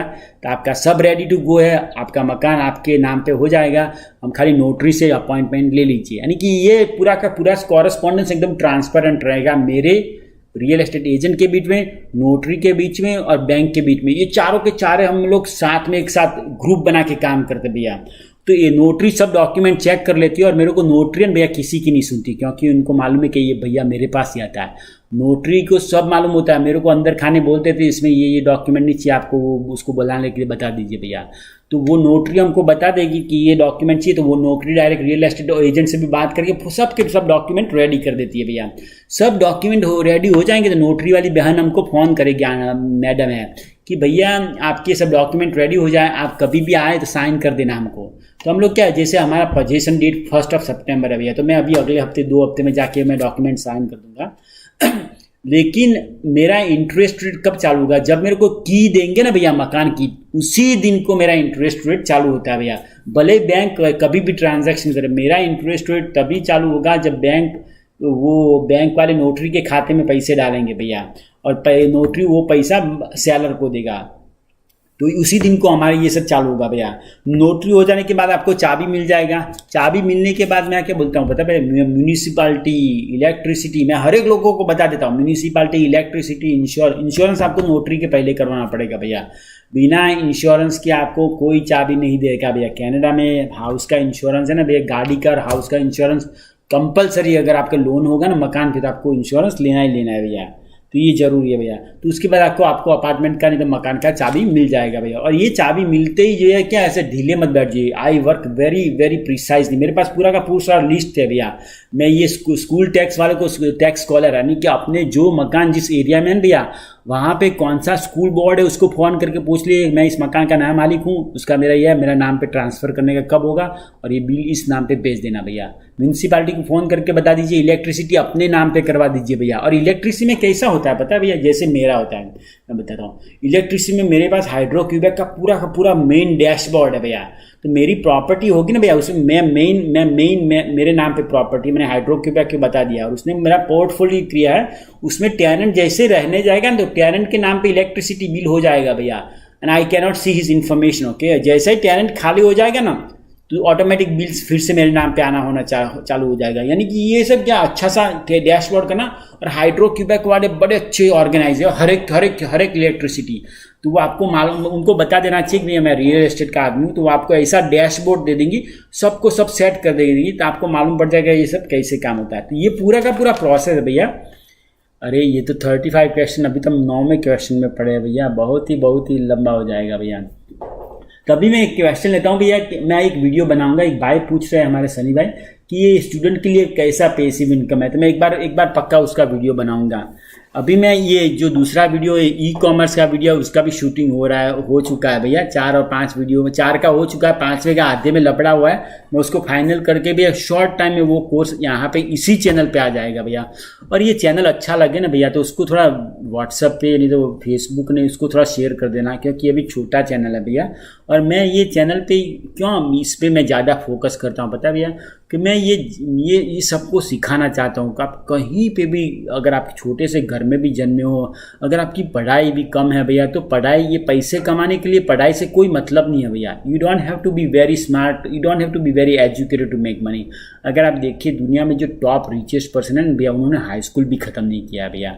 तो ये पढ़ाई, ये पैसे कमाने के लिए ये पढ़ाई करने वाले हैं जो आदमी ने, वो तो टाई बांध के किसी की नौकरी करते हैं भैया। अगर आपको सही में अच्छी तरह से पैसे कमाने हैं ना भैया, तो थोड़ा कॉमन सेंस और कोई अच्छा आदमी जो ऑलरेडी सक्सेसफुल है उसको फॉलो कीजिए। तो इसीलिए मैंने ये चैनल बनाया ताकि मेरा अपना जो ई कॉमर्स का जो मेरा जो रेवेन्यू आता है भैया, स्टॉक मार्केट में तो अभी लफड़ा चल रहा है भैया, रियल एस्टेट का कैसे चल रहा है भैया, तो ये सब मैं आपको सिखाना चाहता हूँ भैया। जो अभी 10वां क्वेश्चन है भैया कि ये होम रिपेयर ईजी है, मैं तो बोलता हूँ ईजी है भैया। मेरे को हर बार डर लगता है, मैं हर बार नया काम करता हूँ तो मेरे को लगता है सारा लफड़ा हो जाएगा तो क्या होगा, कुछ भी नहीं होता भैया। यहाँ पे कंस्ट्रक्शन वाले को बुलाइए भैया कि हमने लफड़ा कर दिया, तो वो आके फिट कर देगा। मेरे को मालूम है हमारे गांव में, इंडिया में, अगर आपने किसी काम को शुरू किया और उसको ख़त्म नहीं किया ना भैया, तो कोई काम हाथ नहीं छूटा है। जैसे कि आपने कारपेंटर को बुलाया, उस कारपेंटर ने आधा काम छोड़ के चला गया तो दूसरा कारपेंटर वहाँ पे काम करने नहीं आएगा। यहाँ पे ऐसा नहीं है भैया। आपने काम किया, अगर आपका काम में ठिकाना है, किसी और को भी हेल्प कर दीजिए। और यहाँ पे देखो यूट्यूब है, कई लोग ऑलरेडी जानते हैं भैया, एकदम ईजी है, बहुत इतना कॉम्प्लिकेटेड नहीं है। मैं बोलता हूँ भैया, मैं 1 घंटे का $150 के हिसाब से अपना रेवेन्यू लेके कर मिनिमम इतना मेरे को मिलना चाहिए, उसके हिसाब से चलता हूँ भैया। मैं 1 नाइट या 1.5 नाइट में पूरा का पूरा 4 इंस्टॉल कर दूंगा भैया, यानी कि मेरे को 5-6 हज़ार का ऐसा अपने आप ही काम कर दूंगा। लेकिन काम से ज़्यादा क्या पता है, I will learn how to do it.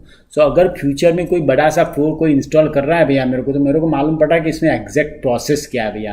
And more you learn more you earn, that's a basic process. क्योंकि ये रियल एस्टेट का धंधा है, ये टाइट कोई कोर्ट का बिजनेस तो ठीक है भैया, लेकिन इसमें हाथ आपको यानी ज़मीन में जाके आपको सब काम करना पड़ता है। इसमें you cannot just sit and make money from there. ये इंडिया जैसा काम नहीं है भैया। इंडिया में क्या कलर वाला कलर करता है भैया, ये सब काम करता है। यहाँ पे ऐसा नहीं, मैं सब काम मैं भी करता भैया।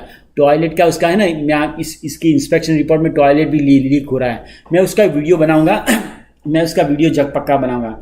इसका जो टॉयलेट सीट है ना वहाँ पे नीचे से लीक हो रहा है भैया, तो मैंने उसको यूट्यूब में देखा कि भैया एकदम सरल है, आधे घंटा का प्रोसेस है, खाली सील चेंज करना है। मैं पूरा का पूरा टॉयलेट को उठा दूंगा भैया, खाली 4 बोल्ट करेंगे तो पूरा टॉयलेट निकल जाता है भैया।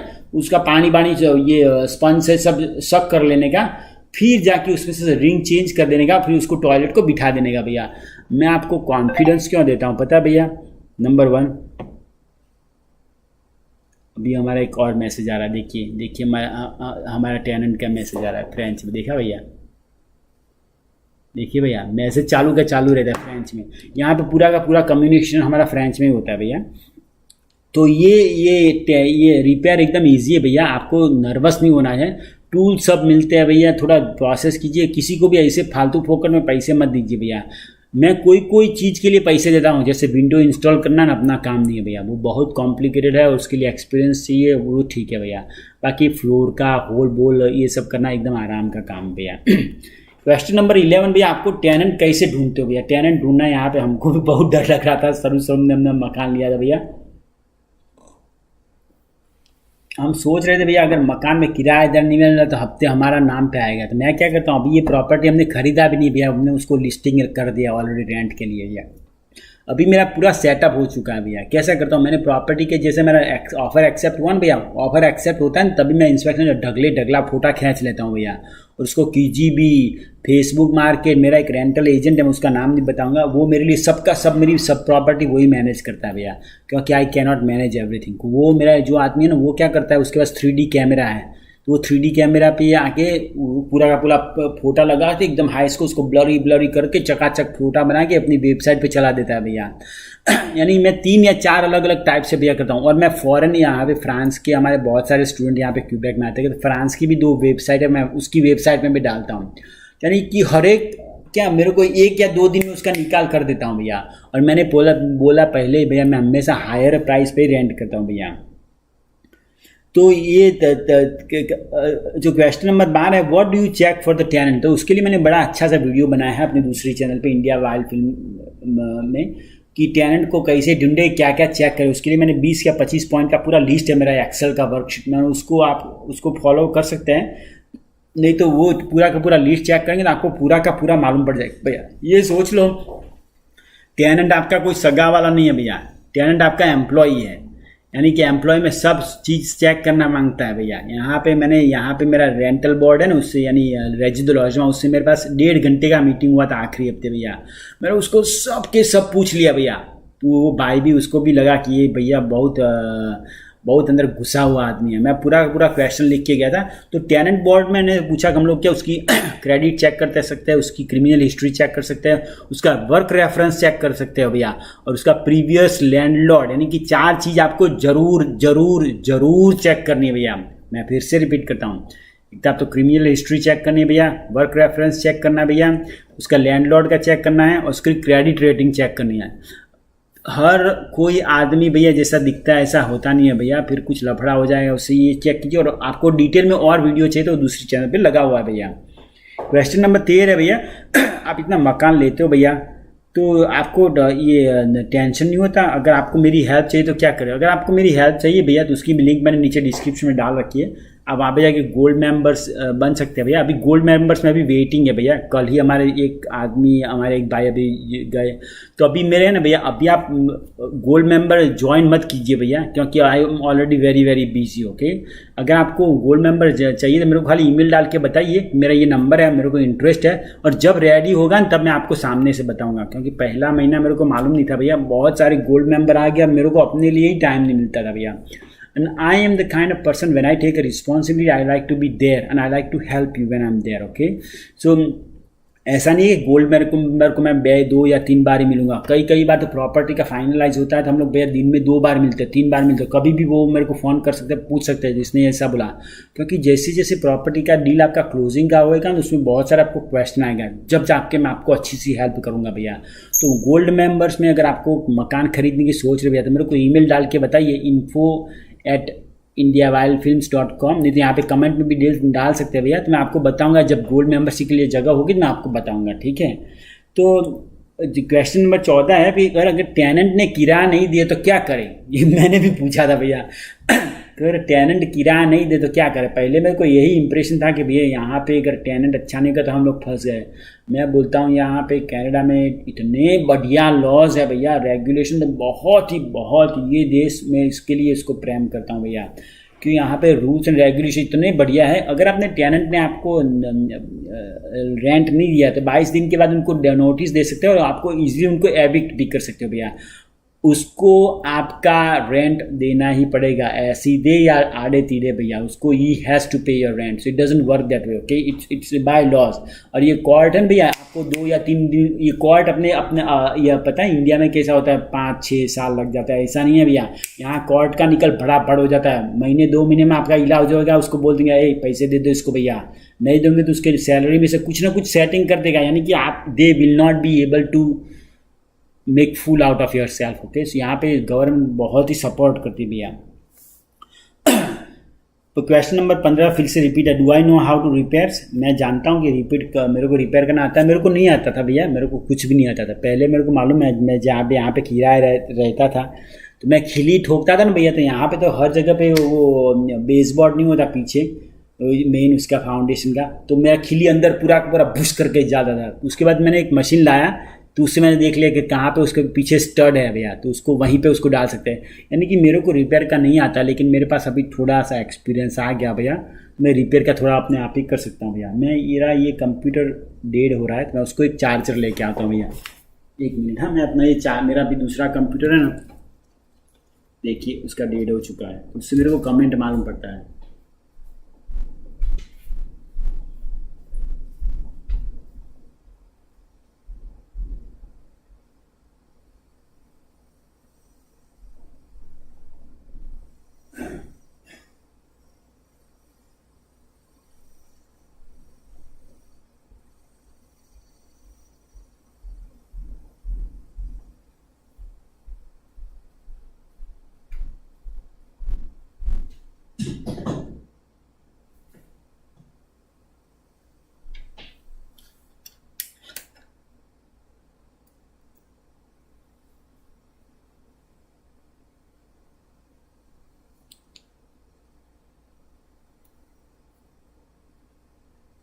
हाँ, तभी चालू हो गया है। तो अभी अगर ये वीडियो पसंद आए ना भैया तो ये कृपया करके उसे आप फेसबुक में नहीं तो व्हाट्सएप पे भी शेयर कर सकते हैं, ताकि और भी लोग जुड़ सकते हैं भैया, और ये लोग सीख सकते हैं। इसके लिए भैया व्हाट्सएप पे शेयर करेंगे ना आप, तो और भी लोग हमसे जुड़ सकते हैं भैया।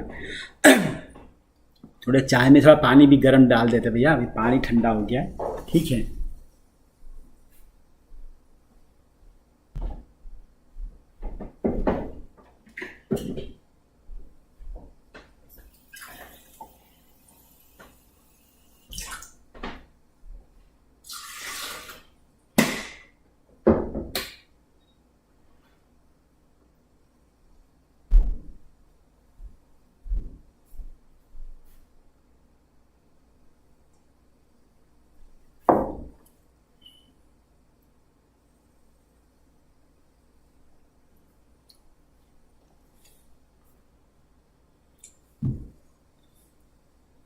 मैं थोड़ा कमेंट, हाँ वेदर बहुत ही बढ़िया है रुपेश भाई, एकदम फर्स्ट क्लास वेदर है आज का। देखिए मैं आपको दिखाता हूँ, मैं आपको अपना कैमरा थोड़ा हिला के दिखाता हूँ। वेदर यहाँ का बहुत ही बढ़िया है, एकदम फर्स्ट क्लास।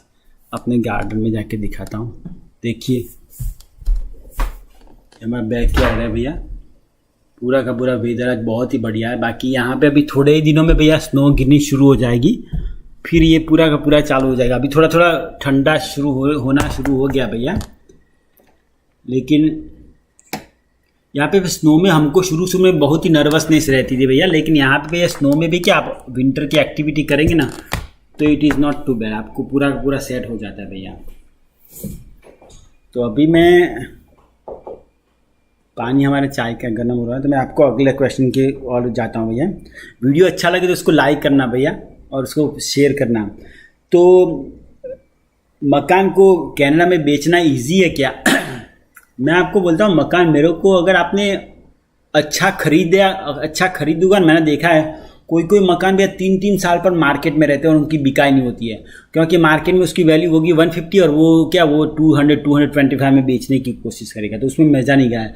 इसीलिए बोलता हूँ अगर आपने मकान सस्ते में खरीदा होगा ना भैया, तो आप सस्ते में बेच सकते हो और जल्दी बेच सकते हैं। इसीलिए बोलता हूँ आपको बहुत सारे मकान विजिट करना बहुत बहुत ज़रूरी है आपके लिए भैया। और ये बहुत सारे लोगों को आप ऑफ़र देना है, आपका ऑफ़र रिजेक्ट हो जाए तो होना नहीं चाहिए, लेकिन मकान तो आपको अपने ही भाव से लेना भैया। यानी कि मकान बेचना इजी है, लेकिन आपकी प्राइस फेयर होनी मांगती है, क्योंकि ये इंटरनेट का मार्केट है, यहाँ पे कोई हिडन सीक्रेट नहीं है। हमारे इंडिया में अभी भी क्या प्राइवेट डील्स बहुत होती है भैया, ऑनलाइन कोई सेल होता ही नहीं है, तो आपको मालूम नहीं होता कि यहाँ पे रियली यहाँ पे मकान की वैल्यू कितनी होती है। यहाँ पे भैया मकान कितने में बिका ना वो भी आप जान सकते हो भैया।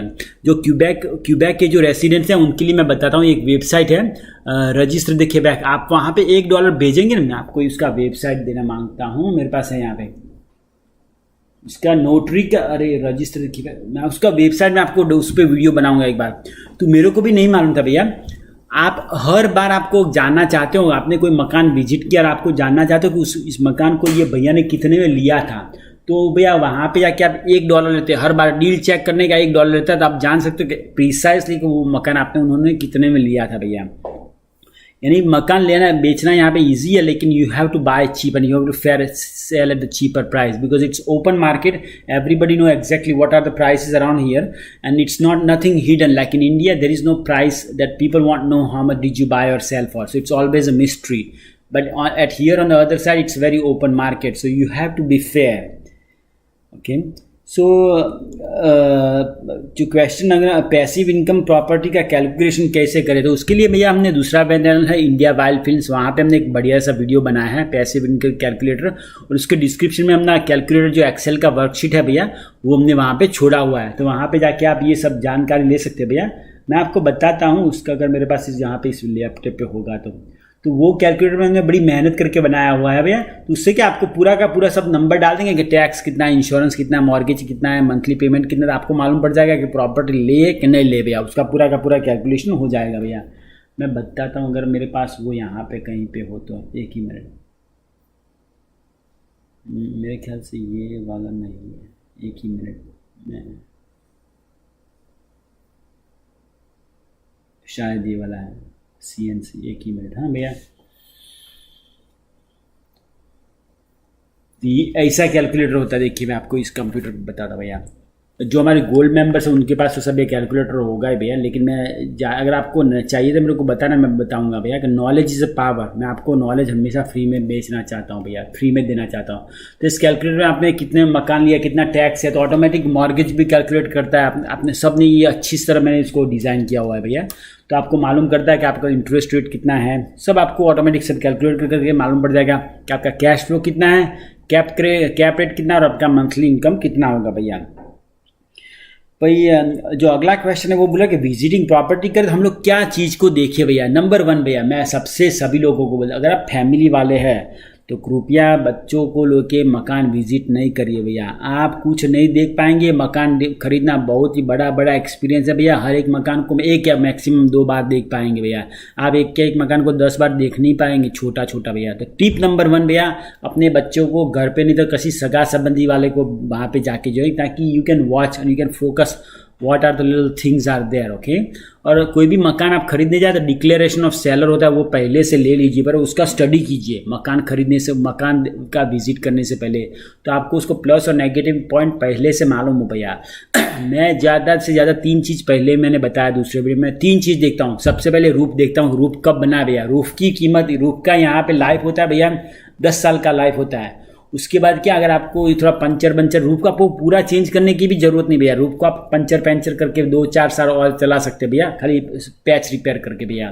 तो रूफ चेक करता हूँ। दूसरा नंबर मैं चेक करता हूँ फाउंडेशन चेक करता हूँ भैया, फाउंडेशन में क्रैक हुआ, बड़ा सा लफड़ा हुआ तो उसमें मैं नहीं पड़ता हूँ भैया, क्योंकि अगर आपने सस्ते में ले भी लिया ना भैया तो फिर बेचने में लफड़ा पड़ेगा, फिर ये मेरे को मज़ा नहीं आता था। पहला नंबर रूफ, दूसरा नंबर फाउंडेशन, और तीसरा नंबर भैया सब पंप, और ये वाटर का देखता हूँ उसके नीचे भैया ये फ्लड जोन में है कि नहीं है, क्योंकि फ्लड जोन में अगर आपका मकान होगा तो इसका इंश्योरेंस भी ज़्यादा रहेगा भैया।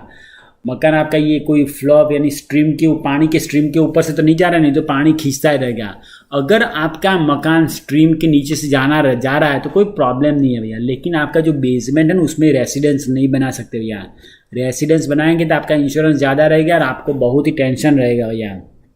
मैंने काफ़ी प्रॉपर्टी ऐसी देखी है, अगर आपको ऐसा वीडियो चाहिए तो मैंने एक वीडियो भी बनाया है अपने लिए भैया कि एक प्रॉपर्टी में कैसा पूरा का पूरा फ्लड होके भैया फेल हो चुका है भैया। अगर आपको स्ट्रीम वाला नहीं तो फ्लड जोन वाला प्रॉपर्टी लेने में रस है, बहुत ही बढ़िया है, तो भैया ऐसी प्रॉपर्टी लीजिए जहाँ पे बेसमेंट में पूरा का पूरा सीमेंट है भैया, और वो क्या ज़मीन से इतना अद्धर है, यानी कि 2, 3, 4, 5 फीट अद्धर ऊपर होगा भैया। पानी आए ना तो भी सीमेंट में आके चला जाएगा भैया, आपको मकान को कुछ होगा नहीं भैया। तो ये बड़ी चीज़, ये 3 चीज़ आपको हमेशा ध्यान रखना है। बाकी छोटी छोटी एस्थेटिक चीज़ों पे आपको ध्यान, विंडो को मैं देखता हूँ ज़्यादातर कितना खर्चा ये सब, लेकिन ये क्या डिक्लेरेशन ऑफ सेलर में सब लिखा होता है। नहीं तो ये कलर बलर इसमें मेरे को कोई इंटरेस्ट नहीं है भैया। ये प्लग पॉइंट है नहीं है, उससे I don't really care any more, because इसके लिए 200, 500, $1000 में सब सेटिंग हो जाता है भैया उसका। तो ये सब चीज़ें मैं 3 चीज़ें देखता हूँ, तो रूफ देखता हूँ भैया, फाउंडेशन देखता हूँ भैया, और ये सब पंप इन स्ट्रीम के कौन से जोन में आता है भैया। How much should I dare to buy house, मेरे को कितना डेयरिंग करना चाहिए भैया। मेरे पास अगर इतना पैसा है तो कितना, मेरा सैलरी इतना है तो मैं कितना मकान खरीदना चाहिए कि नहीं खरीदना चाहिए। मैं अपना बेसिक रूल ऑफ थंब बताता हूँ भैया। अगर आपका सैलरी, मैं बताता हूँ, $1000 का आपका सैलरी है पर मंथ, $1000, तो मैं बोलता हूँ 1/3 अगर आपका आराम से आप जा सकते हो भैया मॉर्गेज में, नहीं तो प्रॉपर्टी में भैया 1/3 के बाद आपका पास 1/3 बचेगा ना, तो आपका हो सकता है भैया। ज़्यादा से ज़्यादा 45-50 तक अच्छा प्रॉपर्टी हो तो वहाँ पे जाए भी। तो ओवर डेयरिंग करके 80% आपका मॉर्गेज में चला जाए, ऐसा लफड़ा मत करना भैया, नहीं तो आपका प्रॉपर्टी फॉरक्लोज में जाएगा भैया। अगर आपने $1 मिलियन का मकान ले लिया, सोचिए, तो आपने 5% यानी कि $50,000 कैश दिया और $950,000 का लोन ले लिया भाई, तब उसका हफ्ता ही भैया इतना हैवी ड्यूटी आएगा। तो आपने 1-2 महीने भरे, फिर आपका प्रॉपर्टी में आप हफ्ता नहीं भरे जाएंगे, पूरा टेंशन में 25 ईयर्स कहाँ पे जिएंगे भैया। इतना लफड़ा वाला काम करना नहीं है, आप आराम से हफ्ता भर सके ऐसा ही काम करना भैया। थोड़ा प्रॉपर्टी दूर मिले, कुछ भी मिले, लेकिन उसको ऐसा प्रॉपर्टी करना आपको आपकी रातों की नींद नहीं गंवानी चाहिए। वेरी वेरी इंपॉर्टेंट भैया डेयरिंग करने का, लेकिन अपने कायदे के हिसाब से सब गिनती करके करने का भैया। क्वेश्चन नंबर 20 जो पूछ रहे हैं कि वो कौन सा गुड लोकेशन किसको बोलता है भैया। मैंने अपने दूसरे वीडियो में बताया भैया लोकेशन किसको बोलता है, बताया भैया। लोकेशन मैं अपने हिसाब से नहीं देखता हूँ, लोकेशन मेरे टेनेंट के लिए कौन सा अच्छा होगा वही मैं देखता हूँ। टेनेंट को कौन सा अच्छा लगता है भैया। एक तो स्कूल पास में होना चाहिए, एकदम पास में नहीं होना चाहिए भैया। एकदम पास में होंगे तो बच्चा बहुत किल्लोल करेंगे। हमारे एक घर, हमारा वहाँ पे मकान प्रॉपर्टी हमको मालूम नहीं था, हमने स्कूल के बगल में मकान लिया है भैया, दिमाग का दही होता है। तो ये आपको नहीं लेना है भैया। स्कूल आपका मकान स्कूल के पास में एकदम नहीं होना चाहिए, 5 मिनट वॉकिंग है तो बढ़िया है भैया।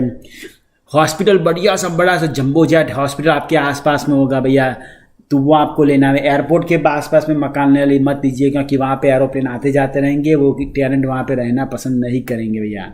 दूसरा चीज़ भैया, कोई भी बड़ी बड़ी जॉब है वहाँ पे, होटल है, कोई इंडस्ट्री है भैया, तो वो आपको देखना है। कोई यूनिवर्सिटी, मेरे को तो यूनिवर्सिटी मेरे को गोल्डन लोकेशन लगता है भैया। मैं तो बताता हूँ भैया, मैं तो यूनिवर्सिटी के आसपास ही जाता हूँ भैया, क्योंकि यूनिवर्सिटी के आसपास हमारे 3 लोगों ने यहाँ पे मेरे थ्रू मकान लिए थे, और मेरी सभी प्रॉपर्टी यूनिवर्सिटी के पास ही भैया।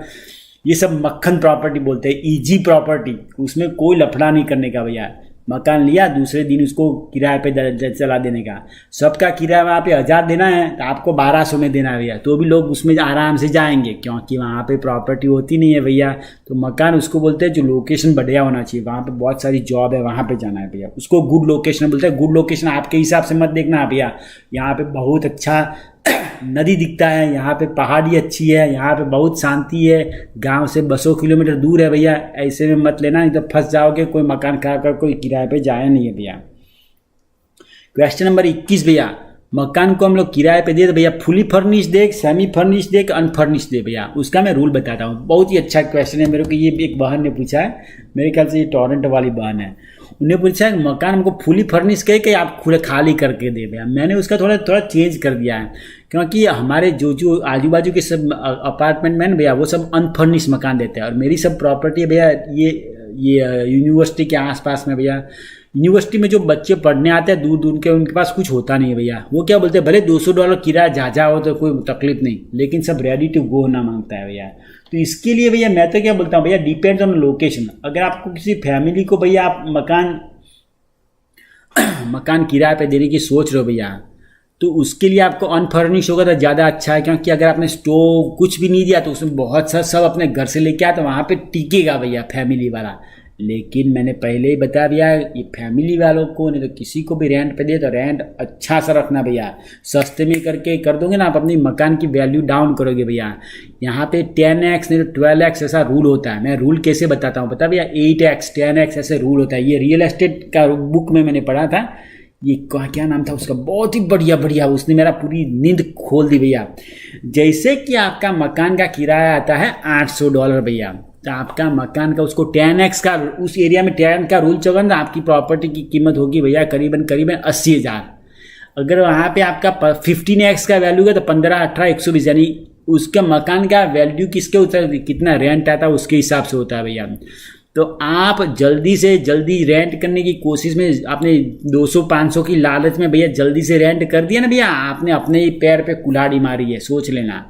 तो मैं बोलता हूँ अगर आपको रेंट करना है तो मार्केट प्राइस से नहीं तो थोड़े से हायर प्राइस पे देखना, क्योंकि वहाँ पे टेनेंट 5 साल तक रहने वाला है, इसीलिए बोल रहा हूँ भैया। तो मकान में अगर आप रेंटिंग करने हो तो अगर आप यूनिवर्सिटी नहीं तो जहाँ पे बहुत सारे बच्चे आ रहे थे वहाँ पे फुली फर्निश दीजिए और रेंट हायर दे सकते हैं भैया। इंटरनेट सब दे दीजिए उसको। नहीं तो कोई अगर आपका आउट ऑफ एरिया में है भैया तो उसको अनफर्निश दीजिए भैया। तो अनफर्निश में क्या फैमिली वाले आएंगे भैया, उसमें फैमिली वाले में फ़ायदा क्या होता है बता भैया। सही में आपको एक बार प्रॉपर्टी दें, 5 साल 7 साल आप उस प्रॉपर्टी के बारे में भूल जाइए, आपके हफ्ते ऑटोमेटिक बढ़ जाएंगे और वो जब खाली करेगा ना तो वो मकान की वैल्यू बढ़ा के आपको दे के जाएगा भैया। लेकिन आपको टेनेंट A1 ढूंढना है और रेंट एकदम फर्स्ट क्लास ढूंढना है।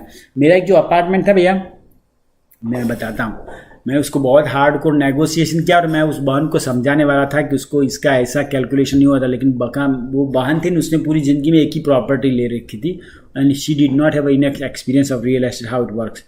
तो उस मकान की कीमत म्यूनिसिपल थी मेरे ख्याल से 200,000 थी और उसका रेंट था मेरे ख्याल से करीब 1200 और 1500। तो उसका कुछ कैश में माइनस में जा रहा था।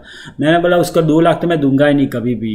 तो उस बहन प्रॉपर्टी बहुत ही बढ़िया थी, लेकिन उसने बहुत ही चीप रेंटल में दे दी, क्योंकि उसका मकान 1-2 महीना खाली रहा भैया। ये क्रिसमस के टाइम पे उसने मकान लिया होगा, तो 2 महीना खाली रहा तो बहन आ गई टेंशन में और किसी को पहले आया उसको सस्ते में दे दिया भड़ाक से, तो उसमें लोचा हो जाता है। तो हमेशा टेनेंट को यानी रेंट को थोड़ा अच्छा सा रखिए, ताकि क्या भैया आपको अच्छा प्रॉपर्टी का वैल्यू भी थोड़ा बड़ा रहेगा भैया। क्वेश्चन नंबर 22 है, नोटरी का चार्ज कितना होता है भैया। नोटरी का चार्ज यहाँ पे मेरा 1200 के करीब रहता है, लेकिन भैया ये 1200 लोग के मत चाहिए भैया। यहाँ पे जब आप नोटरी करने जाएंगे तो आपको नोटरी 3-4 चीज़ें चेक करता है। एक तो नंबर 1 भैया म्यूनिसिपल टैक्स, उन्होंने बहन ने ऑलरेडी पहले भैया ने जो सेलर है उसने ऑलरेडी भर रखा है, तो आपको उसको डिडक्शन करके आपको नोटरी को वापस देने का। स्कूल टैक्स का आपको वापस करना पड़ेगा, कॉन्डो फीस का आपका सेटिंग करेगा, यानी सबके सब आपका सेटिंग करना पड़ेगा। इसके हिसाब से नोटरी का खर्चा होता है 1200 प्लस टैक्स होता है कुछ डॉक्यूमेंट का कुछ सेटिंग करने का। लेकिन मेरा एक्सपीरियंस है, मेरी सभी प्रॉपर्टी का नोटरी का खर्चा करीबन $3-4 के करीब होता है। Depends on duplex and triplex and it goes like that. So question number 23 आप how do you manage the multiple properties. मैं बताता हूँ भैया, पहली प्रॉपर्टी ली तो it was easy for me, I can pay the rent, I can pay the insurance, I can pay everything, but now having this much big portfolio भैया I can not handle everything. मैं हर महीने ये सोचूंगा कि इसका insurance इसको देना है, मेरे मकान पे कितने सारे इंश्योरेंस है, कितने सारे इलेक्ट्रिसिटी बिल है भैया। मेरे पास इंटरनेट के मैं 2 या 3 प्रॉपर्टी पे इंटरनेट के बिल भी भेजता हूँ भैया, मॉर्गेज का मैं सब के सब भैया ऑटो पेमेंट पे सेट कर दिया हूँ, सब पे सब भैया। मैं बोलता हूँ मेरे घर पे बिल मत भेजियो, क्योंकि बिल भेजते हैं कागज, उनका भी खर्चा होता है, मेरा भी खर्चा होता है भैया। हम लोग 2021 में रह रहे हैं, 2021 में मेल की कोई ज़रूरत ही नहीं भैया। अगर आपको ये रियल एस्टेट मार्केट में घुसना है भैया तो थोड़ा तकलीफ पड़ेगा एक आध दिन, लेकिन try to do everything online. मैं जो है Hydro Quebec online, municipality online, condo fee online, सब का सब ऑनलाइन ऑटो पेमेंट कर दीजिए भैया। और मेरे पास एक अच्छा सा वर्कशीट है, अगर आपको चाहिए तो मेरे को नीचे कमेंट में लिख के बताना भैया। उसमें मैंने भैया इनकम और एक्सपेंस का बड़ा अच्छा सेटअप कर दिया है। जैसे कि मेरी प्रॉपर्टी है 1 2 3 4 5 6 7 8 9 99 सभी, अगर आपके 15-20 प्रॉपर्टी हो इसके हिसाब से आप उसका कॉलम बजा दीजिए। हर प्रॉपर्टी में हर कौन सी चीज़ किस तारीख को उसका खर्चा, पहली तारीख को उसका इंश्योरेंस चलता है, दूसरी तारीख को उसका ये खर्चा चलता है, 15 तारीख को इसका इलेक्ट्रिक का बिल, तो आपको मालूम पड़ेगा कि इसका पेमेंट कौन सा किस तारीख से आने वाला है भैया। दूसरा एक उसके नीचे और टेबल छोटी सी, उसने आपको इनकम प्रॉपर्टी, कौन कौन सी इनकम आपकी आ रही है, तो आपको you have to make sure that you always have enough money to pay all your bills. So इसीलिए बोल रहा हूँ भैया, ये मल्टीपल प्रॉपर्टी को आपको मैनेज करना है, तो आपको यह चीज़ आपको जरूर सीखना है। आपको एक्सेल वर्कशीट का नॉलेज बहुत जरूर मांगता है भैया। इंडिया में सब लोग क्या पेपर से काम करते रहे थे भैया, अभी ये टेक्नोलॉजी के हिसाब से आपको एक्सेल, माइक्रोसॉफ्ट एक्सेल का भैया ये ट्यूटोरियल देख के सीख सकते हो भैया। इट्स नॉट हार्ड, आपके 2-3 घंटे का ट्यूटोरियल देख लें तो वो आप अपने आप से भैया एक्सेल वर्कशीट बना सकते हो, उसके ऑटोमेटिक पेमेंट सेट कर देंगे तो आपको ज़्यादा अच्छा रहेगा भैया। 24 का क्वेश्चन है भैया, वाई रियल एस्टेट, ये बिटकॉइन और इसमें क्या नहीं पड़ता भैया। मैं तो बोलता हूँ ये क्वेश्चन को मैंने जवाब दे दिया, लेकिन फिर से देता हूँ भैया। जैसे जैसे हम लोग ओल्ड होते हैं ना भैया, जब मैं जैसे बूढ़ा होगा भैया, रियल एस्टेट में मेरा इक्विटी यानी कि मेरा हफ्ता ज़्यादा भर रहा है, मैं I already have 20-30-40% of the house I already own. जैसे जैसे मैं बूढ़ा होगा भैया, मेरा इक्विटी बढ़ता रहेगा, मेरा रेंट बढ़ता रहेगा, कैश ऑन कैश फ्लो बढ़ता रहेगा भैया, और ये सॉलिड इनकम है, इसमें कोई कुछ जीरो रिस्क है भैया। इन्फ्लेशन बढ़ रहा है भैया, तो प्रॉपर्टी का वायर तो बढ़ने वाला है। ये बिटकॉइन है, ये स्टॉक मार्केट है भैया, ये भगवान के भरोसे सब चलता है भैया। वो क्या करेगा कैलिफोर्निया में बैठ के आपको यहाँ पे जाके भगवान के बाधा रखने की, अरे मेरा इसका भाव बढ़ जाए भैया। हमने खुद ये गलती किया है भैया, इसीलिए बोलता हूँ भैया स्टॉक मार्केट ये सब ठीक है, लेकिन play as a play time. मैं ये 5-10-15 हज़ार डालता हूँ भैया, लेकिन ये किसके लिए, टाइम पास के लिए भैया। एक ज़माने में मेरे पास इसमें बहुत सारा इन्वेस्टमेंट था, then I did not have a real understanding how the things works. तो ये try to invest in real estate and just keep the little money on the stock market but not too much. Question number 25, can you help me. बहुत सारे लोग पूछते भैया कि अगर हमको गोल्ड मेंबर बनना है तो आप हमसे पहले एक घंटा बात कर सकते हैं, तो इट्स नॉट पॉसिबल भैया। अगर आपको गोल्ड मेंबर बनना है तो आपको मेरे वीडियो देख के थोड़ा जजमेंट लेना चाहिए, क्योंकि अगर आपने मेरा इसका पहले का वीडियो देखा होगा ना, आई have a very very busy life, तो आपको मैं 1 घंटे का आपसे वैसे ही बात करूंगा भैया। I didn't know before, so many time the people just talk to me for 35-40 minutes and they just disappear, they never come back to me. So now I'm pretty straightforward. If you really want to have advice, if you are in a business of buying house and it's a very very big decision, $100, $200, $500,000, अगर आप $500,000 मकान में खरीदने की सोच रहे हो भैया, तो $150 कोई इतनी बड़ी बात नहीं है भैया। You can easily spend $150 per year, it will be what $1,800 per year, it's not a big money. If you hire me for 1 year and if you buy 1 or 2 property, you will be good hand by. तो इसीलिए मैं बोलता हूँ भैया, अगर आपको मकान खरीदने की सोच रहे हो और आपको ये सीरियस है, take a membership and I would seriously guide you well. Within 1 year my goal is not to help you buy the property, my goal is to educate you, I will teach you how to be smart. So अगर इसके बाद दूसरी तीसरी चौथी property आप खरीदेंगे तो आपको मालूम पड़ जाएगा कि प्रॉपर्टी कैसे खरीदते हैं भैया।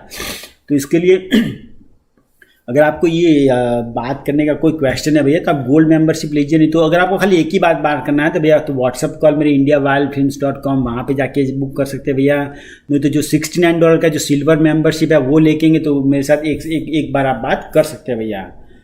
क्वेश्चन नंबर 26 भैया, फ़ोन नंबर आप व्हाट्सअप नंबर भैया, मैं व्हाट्सअप नंबर किसी को क्यों नहीं देता भैया, पता है पहले भी मैंने दे रखा था, बहुत सारे कॉल आते हैं भैया। सभी गोल्ड मेंबर्स हैं उनके पास मेरे व्हाट्सअप नंबर है भैया, सभी सिल्वर नंबर है उनके पास व्हाट्सअप नंबर है, लेकिन I use it and then I don't take their phone numbers because ये it's a one time payment, so I call them, we shall schedule the meeting, but the gold members can call me any time.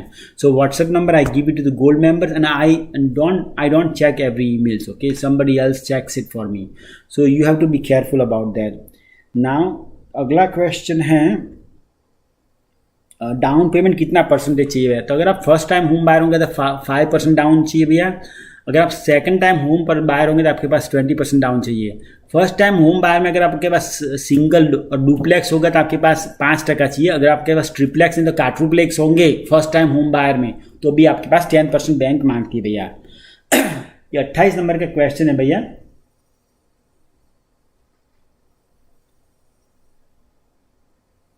Family के बारे में। हम बहुत सारे लोग question बोलते हैं एजपुर बॉयज़ फैमिली के बारे। हाँ भैया, तो मैं फैमिली के बारे में बताता हूँ, चलो मैं उसके ये क्वेश्चन को थोड़ा साइड में रख के उसको बता। फैमिली हमारा भी है, लेकिन भैया क्या है पता है, कई लोग क्या करते हैं भैया, ये $5-10 के चक्कर में अपने बेटा बेटी धंधे माताजी पिताजी सभी को धंधे पे लगा देते हैं। आपने बहुत सारे बड़े बड़े यूट्यूबर देखे होंगे भैया, अपने माताजी पूरे घर को ही भैया ये सास की कभी बहू की का ड्रामा बना देता है, घर में हर जगह कैमरे लगा देते हैं भैया। And I am totally against it because for me knowledge is a power. Okay, I don't have time to waste and I have no interest in sharing my personal life with the social media, and it's very wrong for someone to do it. Imagine अगर आपका छोटा बच्चा नहीं तो बच्ची है, उसको तो मालूम भी नहीं है बेचारी को, और आपने उसको यूट्यूब पर लगा दिया। जब उसकी उम्र 18 साल की होगी तो you can not do something without their permission. तो अपने छोटे बच्चे को बेचारे को फोटो लगा दिया आपने खाली व्यू बढ़ाने के लिए भैया, तो के what's the point of doing that? So that's the reason I try not to talk too much about my family. Family is a whole different matter. जैसे कि आप अपने घर, मैं आपके घर पे कभी भी दरवाजा नॉक करके अंदर घुस जाओगे तो आपको अच्छा लगेगा भैया। This is the same thing. ये इंटरनेट है ना, बहुत ही बुरा मार्केट अभी तो आप इंडिया में देख रहे हैं भैया। So I have no interest. For me my interest is just to make people more educated and be grow from the zero. इसलिए भैया अगर आपने मेरा खाने पीने का वीडियो, नहीं तो फैमिली का, आज मैंने क्या क्या बात की अपने घर वाली से भैया, नहीं तो बच्चों से क्या बात किया भैया, ऐसी बात करूंगा तो मैं आपका भी टाइम वेस्ट करूंगा भैया, और आपका भी पूरा जीवन। बहुत सारे ऐसे नवरे धंधे वाले बैठे हैं भैया, ये ब्लॉगर्स और blogger, I don't understand how they work. वो अपने बीबी और बच्चों के साथ जाते हैं तो पूरे दिन ये कैमरा घुस के लेके चलते हैं। What kind of relation can you have? अगर आपके पास, सोच लीजिए आप पूरे दिन ऐसे घर में कैमरा लेके घूमते रहेंगे भैया, तो आपके बीवी और बच्चे के साथ कैसा रिलेशन होगा आपके? आप पूरे दिन ये सोच रहे हैं पिताजी भी क्या आदमी है, पूरे दिन ये हम कोई थोड़े नाटक के एक्टर है भैया, हम थोड़े कोई ये सिनेमा के आदमी है कि जो हम लोग ये शाहरुख खान है तो ये कौन सी ये दूसरी एक्ट्रेस हैं, कोई इंडियन एक्ट्रेस का नाम बताओ भैया, हमको मालूम भी नहीं है। ये जूही चावला, तो ये थोड़ी हम कोई जूही चावला है भैया। तो इसके लिए हम लोग क्या, I stay very very far away from wasting my time and wasting other people's time. I have no interest. I always want to educate the people and grow and make money. That's my main goal, because I don't want to be famous. Getting famous is not my issue. My issue is to make money and help people to make money. That's my main goal. अगर आपको किसी family वाले को, किसी और को जाना, तो बहुत सारे ऐसे यूट्यूब चैनल होगी भैया, सब नवरे पड़े हैं भैया। यहाँ पे ऐसे $5-10-15 के ऐसे छोटे से कैमरे आके ये हाथ में लेके ब्लॉगर बन के घूमेंगे भैया। और ये ब्लॉगर की जिंदगियाँ बिहाइंड द सीन बहुत दुखी होती है। बताइए क्यों भैया? मैंने बहुत सारे ऐसे ब्लॉगर देखे होंगे भैया, उनकी CPM इतनी लो CPM पे काम करते भैया, ये $95 के CPM पे काम करते भैया। उनके सब्सक्राइबर होंगे 2.1 मिलियन भैया, और कहीं पे भैया खटारा गाड़ी में घूमते होंगे भैया, और मकान का किराया भी नहीं दे पाएंगे। And I don't believe in this kind of hypocrisy. I believe in reality and sharing the knowledge, and I don't have time for it. Okay, that's the reason I don't talk too much about the family. I am very sorry but I just had to say this. Okay, so next question is what is the best interest rate 5 year? ये question का मैंने पहले भी जवाब दे रखा है। Fix 5 year, 10 year, variable. अगर आप मेरी तरह प्रॉपर ये रियल एस्टेट का पोर्टफोलियो बना के लंबे समय पर रखना चाहते हो, 5, 10, 15, 20 साल तक भैया, यानी कि आपके बाद आपके फैमिली भी उस पर लेयर कर सके भैया, तो ये 5 ईयर नहीं तो 10 ईयर फिक्स रहेंगे भैया। तो उसको क्या पता है भैया, शुरुआत में आपको मालूम है एग्जैक्टली मेरा 300 का हफ्ता आता है, मेरे को 500 रेंट आता है, मेरे को 200 का बीच में गाड़ियाँ मिलता है, 200 का मेरे को कमीशन मिलता है। तो this is a clear vision. तो उसको फिक्स रेंट बोलते हैं भैया। उसको 5 ईयर के पहले आप बेचेंगे तो बैंक वाले आपको पेनल्टी डालेंगे भैया। तो वो फिक्स रेट उनके लिए, जो मेरी तरह खाली बाय बाय बाय बाय करना चाहते हैं वो उनके लिए भैया। जो वेरिएबल होता है ना वो किनके लिए होता है पता है भैया?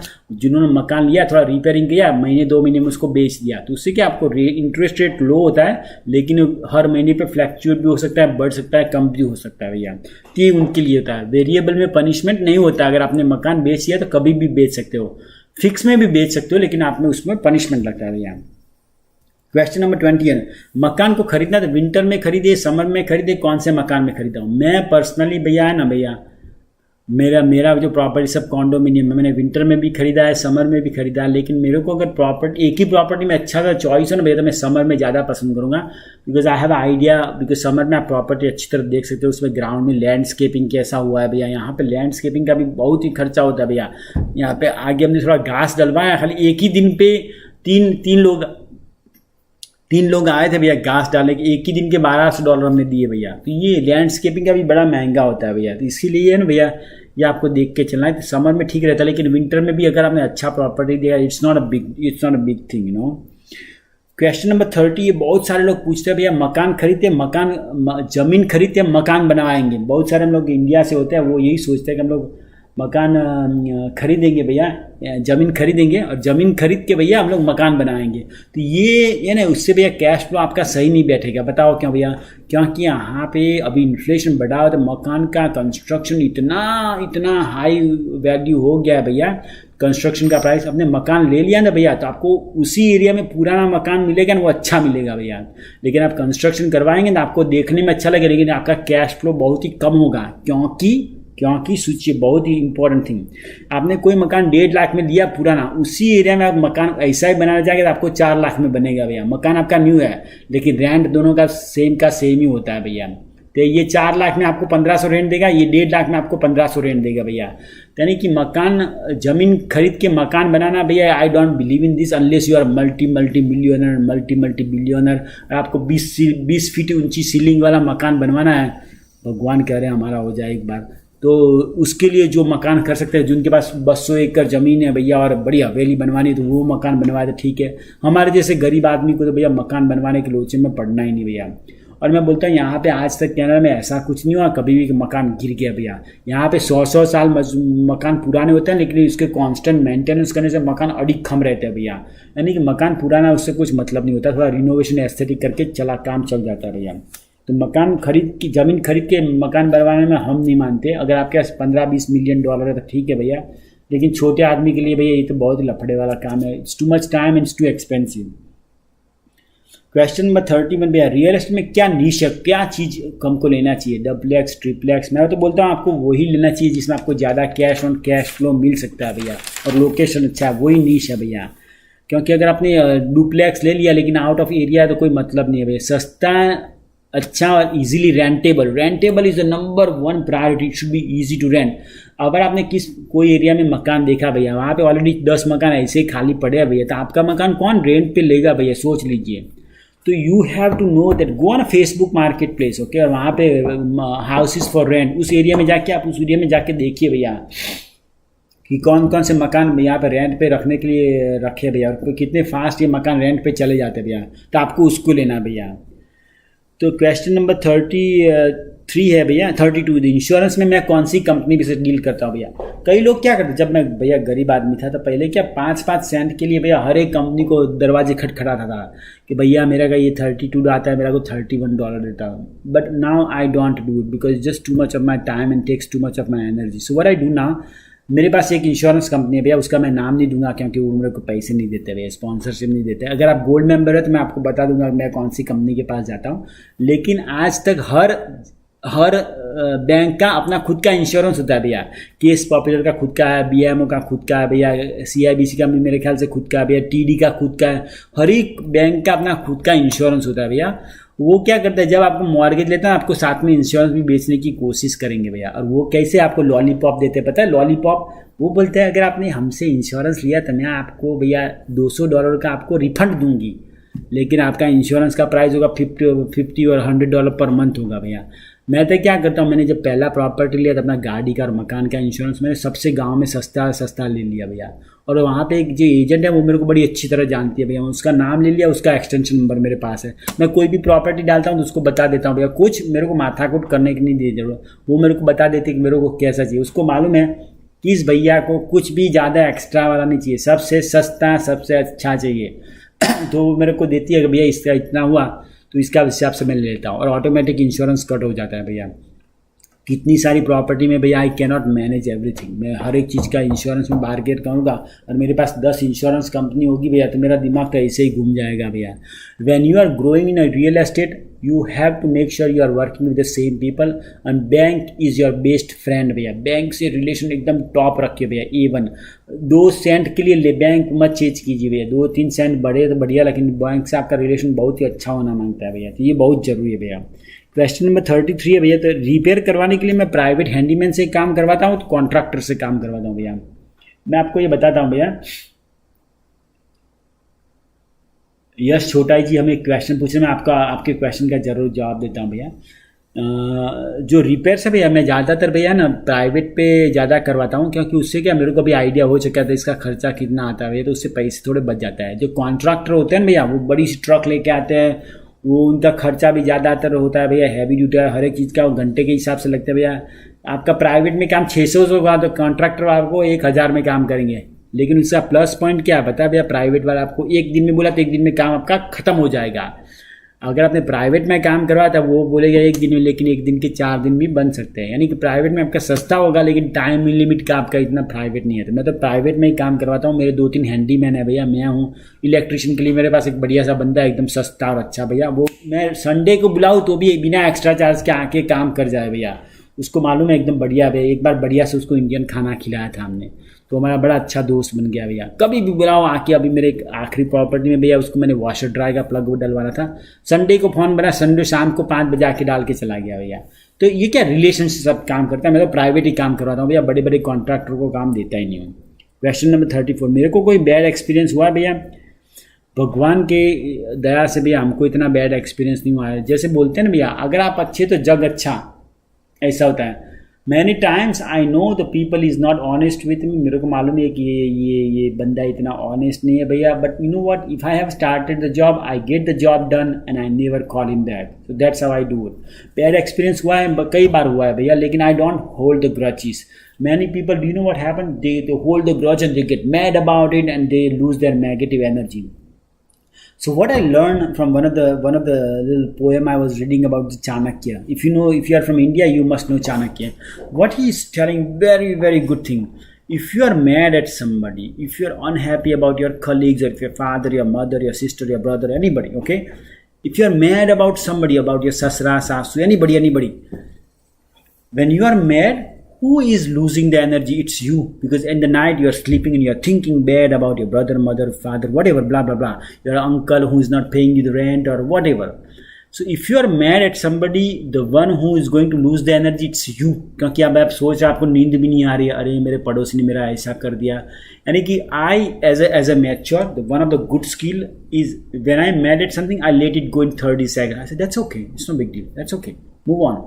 बिकॉज आप देखिए, जो भी बड़े लोग होते हैं ना भैया, उनके जीवन में बहुत सारे बुरे एक्सपीरियंस होते हैं भैया। They don't cry over the little thing. I don't cry over the things that happen to me in kindergarten. That's a very good saying. यानी कि हम लोग जब किंडरगार्टन को हिंदी में क्या बोलते हैं, प्री स्कूल बोलते हैं, जो छोटे बच्चे स्कूल में जाते हैं। तो हमारे दोस्त ने हमारा नाश्ते का डब्बा छीन लिया भैया, तो अभी मैं उसके लिए थोड़े रोने वाला हूँ। मेरी उम्र चलेगी, बात खत्म, धंधा खत्म भैया। If somebody is dishonest with me, somebody is not nice to me, somebody is not mean to me, I'm in a social media, I get days and days, it happens to me all the time. People tell me all kind of bad words. I don't hold the grudges. I know what, I let it go. I said, that's okay, no big deal. Anything happen, that's okay, no big deal. So seriously, one of the biggest thing in a real estate as growing as an entrepreneur, you have to let the things go. अगर आप छोटी छोटी बाबतों में ऐसे choose करेंगे ना, उसने मेरे को ऐसा किया तो मैं उसको ऐसे फिट करूंगा। तो कई पता है, अपने समाज में भी ऐसे लोग होते हैं, मैंने उसको ऐसा कर दिया, मैंने उसको ऐसा कर दिया, मैं उसको कर दिया, उसके कर दिए में उसका कुछ का ठिकाना कुछ होता ही नहीं भैया। यानी as a growing up, did I have a bad experience? Yes, I do have a many bad experience, but I don't cry over it. That's okay. I lose $500-$600 and that's okay. And even he knows that he mistreated me. That's okay. I never said nothing. Do you know why? Because I might need him again. If in case of emergency something happened, if nobody's there, I might call him again. Can you help me please? So I never spoil my relationship. Never burn your bridges. If you don't like something, but cut them loose. Don't talk to them. Just give them a space. You don't have to be everybody's good friend. You don't have to be in everybody's good book. You don't have to love everybody, no? So just keep a distance. Don't call them and keep a space. That's the best way to do it. Question number 35. What type of property should I buy? As I told you in an earlier question, you should buy something. It's a good deal. I always look for make a deal, but it's something it's good. It's cheap. It's making cash flow and it's easy to rent. Lower price and it generates good cash flow. That's the main thing. Question number 36 भैया, ये मैं finance management कैसे करता हूँ, इतना सारा कैसे manage करता हूँ, जॉब ये सब भैया। मेरा पूरा है ना भैया, मैं गूगल ड्राइव में ये सब मैनेज करता हूँ। मेरा पूरा का पूरा गूगल ड्राइव है मेन अकाउंट में भैया, और वहाँ पे मेरा जॉब का एक अलग है भैया, और ये अपना रियल एस्टेट का अलग है, स्टॉक मार्केट का अलग करता हूँ भैया, ये यूट्यूब का इनकम का अलग करता हूँ। अब मैं एक अपने यूट्यूब में भैया I am not allowed to say, but मैं यूट्यूब के लिए स्पेशली भी थोड़ा काम करता हूँ भैया। मैं डायरेक्ट यूट्यूब से साथ बात करता हूँ क्योंकि उनके साथ मैंने NDA साइन किया हुआ है, नॉन डिस्क्लोजर एग्रीमेंट। यानी कि यूट्यूब में जो जो नई चीज़ें आती है उसके बारे में मेरे को ये लोग ये चेक करवाने मांगते हैं कि अच्छा यूट्यूबर होने की वजह से जो I am a verified, so they trust me, they trust the people who are making educational video. So sometime ये यूट्यूब वाले हमको थोड़ा सा और भी काम दे सकते हैं, can you check this and they pay money, ये उनके बारे में मेरे को पैसे देते हैं। तो ऐसे I manage everything in Google drive, और उससे मेरे को क्या अच्छा जी एक्सेल वर्कशीट बनाने है, क्या आपको 1 घंटा 2 घंटा लगेगा, लेकिन एक बार बात बन गया ना भैया, then you have a clear vision कि मेरा इतना पैसा आता है, मेरा इतना पैसा जाता है, आपको you know exactly what's it's going on. क्योंकि पेपर में सब ऑटोमेटिक मैनेज करना इट्स वेरी वेरी हार्ड भैया, ये बहुत ज़रूरी है भैया।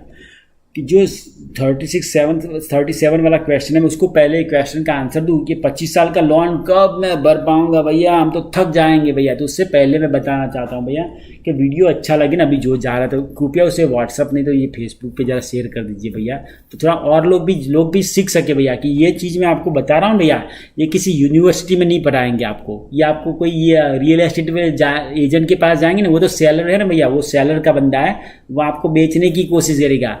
आपके बैंक वाले के पास जाएगा तो वो आपको बैंक वाले से कैसे नेगोशिएट करना है वो मैं आपको सिखाऊंगा भैया। इंश्योरेंस वाले से कैसे बात करना है, रिपेयर वाले से कैसे बात करना है, किन चीज़ का कितना खर्चा आता है, ये सब चीज़ें कोई दिखाता नहीं भैया।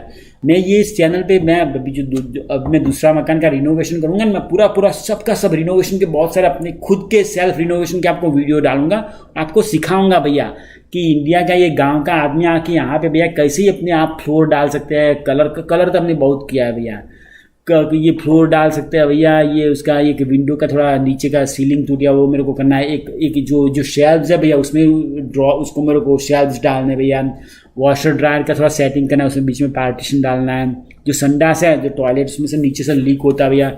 मेरे 6-7 काम करने का मेरा लिस्ट है, मैं सबका सब अपने आप करूँगा भैया। तो मैं ये ऐसी चीज़ें ना भैया आपको कोई सिखाएगा नहीं भैया हिंदी में। तो वीडियो अच्छा लगे तो कृपया करके उसे शेयर कर दीजिए भैया, अपने इंडिया में भी क्या कोई देख सके भैया। अगर कनाडा आए ना आए तो कोई चीज़ नहीं, लेकिन हर देश में यही लॉजिक चलता है भैया, कोई भी काम अपने आप करो उसमें 2 पैसे बचते भैया। अपने इंडिया में क्या ज़्यादातर लोग कैसा करता है, सीमेंट करने बैठ गए तो पड़ोसी बोलेगा अरे ये कंजूस आदमी है भैया, पड़ोसी बोले उससे क्या कुछ मतलब नहीं है भैया। At the end of the day it's you have to pay everything. So पैसे कैसे बचाएं, शर्म को कैसे छोड़े भैया, ऐसा मैं इसको लिए बताने के लिए ही करता हूँ भैया। तो इसके लिए मैं वीडियो बताऊँ, अच्छा लगे तो इसको शेयर कर लीजिए भैया ताकि और लोग भी देख सके भैया। तो क्वेश्चन नंबर जो अगला क्वेश्चन है भैया 25 क्वेश्चन, उसको लोग पूछ रहे भैया इतना लंबा लोन लिया 25 साल का भैया, हमको थक जाएंगे, बहुत टेंशन आ जाता है। अरे भैया मेरे ये 25 साल का लोन लिया ना भैया, अगर आप में डेयरिंग नहीं है, अगर आपको बहुत डर लग है, आपको डर लग रहा है, हम तो नहीं डरते भैया, लेकिन आपको बहुत डर लग रहा है तो आप हर टाइप का इंश्योरेंस लेते भैया। अगर आपका जॉब छूट गया भैया तो आपका हफ्ता कौन भरेगा, बैंक भरेगा, उसका भी इंश्योरेंस है भैया। अगर आप बीमार हो गए, आपका डिसेबिलिटी पे चले गए तो आपका मकान कौन भरेगा, बैंक भर सकता है, उसका भी इंश्योरेंस है। अगर आपको कुछ हो गया भैया तो आपका फैमिली वाले हफ्ता नहीं भर सकते, उसका भी इंश्योरेंस, हर चीज़ का इंश्योरेंस है भैया, तो वो ले सकते हैं भैया। लेकिन I am telling you if you are investor a 25 year long term भैया, it's not a long term.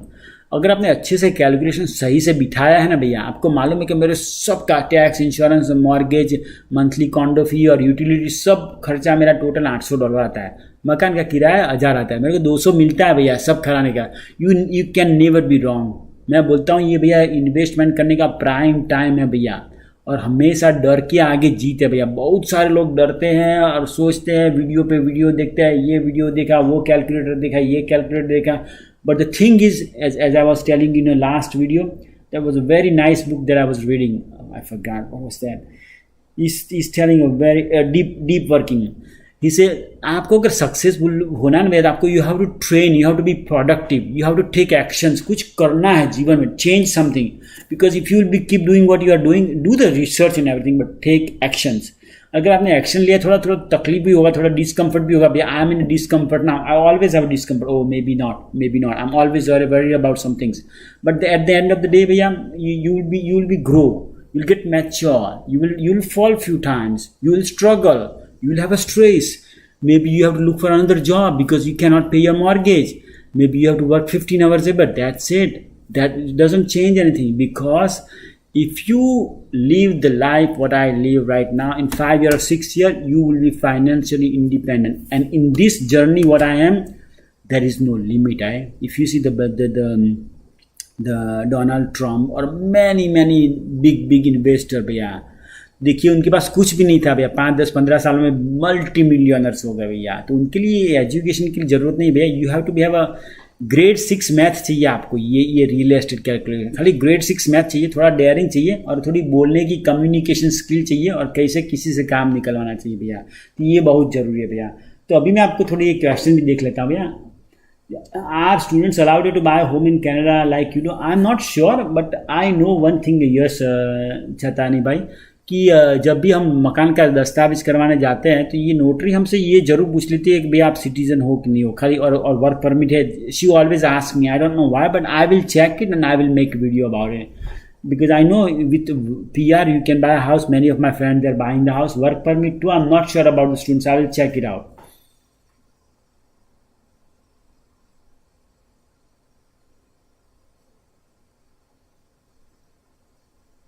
और कोई क्वेश्चन तो बताइए भैया। नवीन उपाध्याय, बहुत सारे मकान लिए भैया। नवीन उपाध्याय आप बड़ी अच्छी कमेंट डालते हैं, बहुत सारे अच्छे मकान लिए भैया।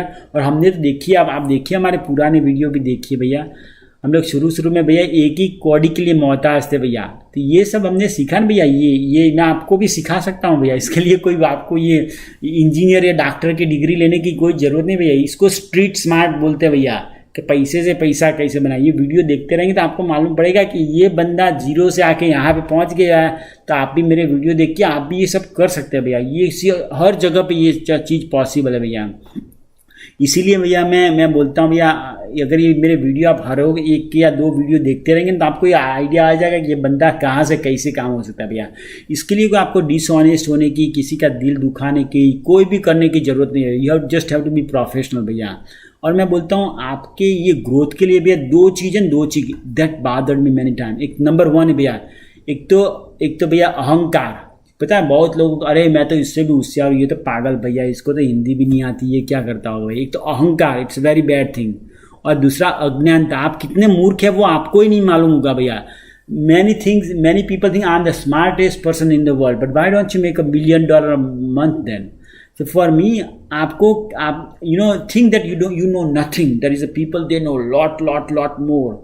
So never stop learning. Learn from the people who are already successful. Don't learn from the people who don't know nothing, guys. Okay? And always if you're not sure, watch your YouTube history or Google history. आपने किसी का खाने का blog दिया, किसी ने कैसे पकौड़े बना दिए, वो ठीक है भैया, लेकिन आपने वही के वही ब्लॉग देखे तो वो आपको बता रहा है कि आप 5 साल के बाद वही के वही ब्लॉग, वही के वही पलंग में बैठ के वही टीवी के सामने देख रहे होंगे, और 20 साल के बाद भी आप वहीं पे वही बैठे होंगे भैया। तो उसके लिए बताऊँ कि यूट्यूब की हिस्ट्री आपको बताएगी कि आप 5 के 20 साल के बाद कहाँ पे होंगे भैया। आप 20 साल के बाद आप कहाँ पे होंगे ना, आपकी यूट्यूब की हिस्ट्री बताएंगे। आपने किसी का टाइम, जो कि कोई आदमी जो अपने बारे में बोल रहा है भैया, उसके बारे में बोल के वही पैसा कमा रहा है, आपको तो कुछ मिल नहीं रहा भैया। आपका टाइम खाली वेस्ट हो रहा है भैया। और इस दुनिया में सबसे महंगी चीज़ क्या है पता है भैया? हेल्थ नहीं है, क्योंकि हेल्थ का ये आजकल तो ये हृदय का रवाल भी बदल चलता है भैया, ये काम भी रिपेयर हो जाता है भैया, हर चीज़ का आपको ये सेट हो जाता है भैया। The most expensive thing and one of the most expensive assets in this life is a time, because एक बार टाइम चला गया ना भैया तो टाइम वापस नहीं आता है भैया। अगर आपकी उम्र 30, 32, 35 साल की है, 10 साल के बाद 40 में आ जाओगे मेरी तरह भैया। किसी की नौकरी करते रहोगे, सब पे गुस्सा ही करते रहोगे, सब पे अहंकारी करते रहोगे, हम सबको बोलेंगे मैं तो सबसे होशियार हूँ भैया। ये देखिए कई लोग हमारे होते हैं भैया, रिक्शा चलाते होंगे लेकिन उनको तो ऐसा लगता होगा भैया ये दुनिया मेरे हिसाब से चलती है भैया। पता है ये कछुआ होता है ना, कछुआ, वो ट्रैक्टर के नीचे चलता है ना, कछुआ को ऐसा लगता है कि ट्रैक्टर का लोड मैं लेके चल रहा हूँ भैया, लेकिन कछुआ को मालूम नहीं होता वो कुछ भी नहीं है भैया। तो मैं ना अपने आप को भैया कछुआ की तरह चलता हूँ, मैं कुछ भी नहीं हूँ इस दुनिया में। I always think I have a lot more things to learn, and the only way for you to learn is not always school. आप ना भैया यूट्यूब पे किसी को फॉलो कीजिए, read the books, read the books, and if you read the books you will have your understanding will be clear and you will make lot more money भैया। तो video देखने के लिए बहुत बहुत शुक्रिया भैया। वीडियो अच्छा लगे तो कोई भी फेसबुक नहीं तो व्हाट्सअप ग्रुप में भी शेयर कर दीजिए भैया, तो थोड़ा हमको व्यू मिल जाए क्यों इस चैनल पे भैया। अभी हमारी छोटी सी चैनल है भैया। अच्छा लगे तो उसको लाइक करना, अच्छा नहीं लगे तो उसको डिसलाइक करना भैया। कोई भी क्वेश्चन है कमेंट में लिखना भैया, तो अगले वीडियो में मैं फिर से बताऊँगा, ठीक है। तो आपके परदेसी भाई का आपको यहाँ से मेरा सलाम।